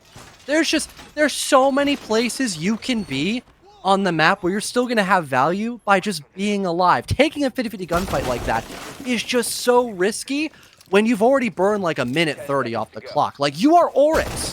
There are hatches across the map. Just open them up and use it to flank, because there's been little to no flank watch in this match. There has been a Nomad once in a blue moon, but I think even the one time we saw Nomad, she like died in the beginning. That was Spider, who was dropping a donut for like 90% of this game. So like, I can't wrap my head around why you were just ISO'd across the map doing pretty much nothing because you're dead. Like just do something else. Play with your teammate. Trade. I don't know. It's wild. I've highlighted trading as a huge problem for Red Right Hand in map 1. They still managed to take the victory. It was an even bigger problem in map 2, where they just felt very disjointed. And it feels like map 3 is a bit of a both problem. But attacking wise, they're just pushing like 3-man stacks, like 2-man stacks. That's where you're able to get refrags back. And unlike on map 1 for Cafe, we've not really seen individual players shut down both players pushing that. Like we saw Sin do with the 4K. Like we saw Schmink do with the 2K in the final round. We didn't see that. We have not seen that return. What? It's just been a dangerous game. Mystic. No, this is it, dude. This is it. There's no way they can retake this in a 4v3. Schmink finds a really impactful kill, but just look at this positioning by Mystic. They are not giving away anything. Dude narrowly wins that 1-for-1. There's Sneeze down the Dragon Hole, and I might have spoke a little too soon. There's Schmink was another one, but things are still tied now, 2 versus 2. The timer continuing to trickle down. The Legion looking the wrong way, and Kirk with the finisher on to Schmink. For a moment there, the retake looked possible, but again, choke points of Split and Dragon, the arch nemesis of the attack, is turned against their opponents on the defensive side, and Mystic, a choppy best of 3 to say the least, is all that they need to continue their process inside of SFCL, forcing Red Right Hand, or however the hell you say it, eliminated and out of SFCL. Red Right Hand will have to leave with a, well, exit from the red exit on the right door. There, that's. It wasn't even a funny joke because I said out of pure hatred. I'm sorry. As casters, we don't have to say their name anymore. That is the one solace. Even God though bless. we won't, hopefully, we won't get to see, also sadly, the 5-stack run-in through maintenance window to take over Throne Door. It was entertaining for the 1 second we got to see it, because our observer was still in free cam, because there's no way anyone would expect it to be just a bum rush in through window. I don't know. Goodbye, Red Right Hand. It's unfortunate, but you're out of the SFCL here. Just waiting to see what stats are ready as well, so we can talk a little bit more about this this very interesting. I can't say interesting. It's just very odd, like atypical. That's the word. A very atypical theme park. We talked about it. Attacker favoritism. It was definitely there. Yeah. Shockingly enough, you had a really awkward start. By what was it? It was Team Mystic because they only had won 2 of their rounds in the first half when they were defending, and then that gets flipped on its head by them having a 5-1 half basically against Red Right Hand. I mean, that is shocking when you have so much at your disposal. So many operators for info, so many operators for utility stall as well, although you don't have an Azami. I mean, there's still so many options you can use on the defense. So both Mystic and Red Right Hand struggling on the defensive half is just, it's incredibly weird to see that happen live. And again, honestly, I don't even know what to say. I was trying to go on like a much longer winded point, but I'm really like, I'm at my fullest extent here. Oh, that's what I was going to mention. Sen by himself, like every round. I still cannot figure that one out. Like, again, theme park is a freaking huge map. Sure, it's only like two floors, but it's wide. It's thick. It's dummy thick. It's got layers. So not using that to your advantage, just a huge blunder, especially because Sen was like one of the only people like putting up numbers consistently. Even when he did bad on like Villa, he was one of the higher rated players on his team. That was like the guy you needed for this match win, and he could not show up the same way he did back in map number 1, for example. John, let's look at the one big thing that's glaring me in my face, right? That is outright just everyone that is a fan, all 3 of you out there for the Red Right Hand side. That's a joke, of course. You sold me. I'm a big fan, except not of the name. Everyone out there that was a fan of Red Right Hand, it was a 5-1 sweep on the attack for Mystic.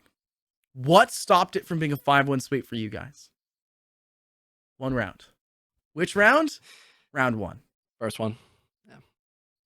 That's it. We talked about it in Cafe as well. Yeah. So there are points where a couple of those rounds that looked close was a couple moments like that where it was actually in their favor and helped them win their opponent's map pick. But then Villa was lopsided, and then Theme Park, a close game, don't get me wrong, but one that still favored Mystic towards the very end. We have an interview ready just shortly with Aimkey. Funny enough, so we get to, take a little quick peek behind the curtain, talk to the main guy who's behind all this madness. Aimkey, congrats on staying inside of SFCL, winning your elimination best of 3 against Red Right Hand. How does it feel to claw things back on both your opponent's map pick and also the side of Theme Park? Honestly, it feels great to win. Like, even though, in my opinion, that match should have never been that close, it's always great to win and just to, go further in this league. There's no reason to be sad about it. So one main, win condition that we mentioned quite a lot was Sen's entry for their team of Red Right Hand. What was the main thing you guys changed going into map number 2 and especially map number 3 that helped you stop Sen from winning so many entry engagements like on map number 1? So we knew their whole game plan. Most of their attacks were 4-man direct and then one person hitting the back. But we knew it's actually frustrating that we just didn't stop it harder. But we knew for the whole game that Sen is just gonna walk in just randomly.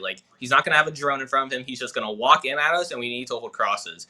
So I think in terms of Cafe, we just weren't ready to fully play against it, even though we had that in our mind. But in Villa and then Theme Park, we really locked it down, just making sure we communicated on what we were holding.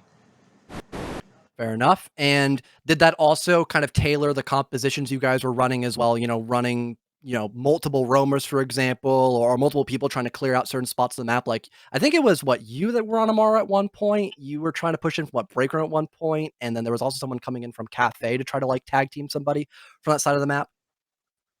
I didn't play Amari. That was Kirk. I played oh, my bad. I just got the names switched. Yeah, all good. We did a lot of split pressure because we knew these guys, like once we like pressed them on one side, they would just like run at us, and then we could try to hit it from the back, like get a pinch. But we also knew if like we somehow like just got a randomly opening engagement in our favor, we knew these guys would always just like run at us to make a play. Like red right hands always had the mentality, like no matter what on defense, that they had to make a play for some reason, or like they had to flank.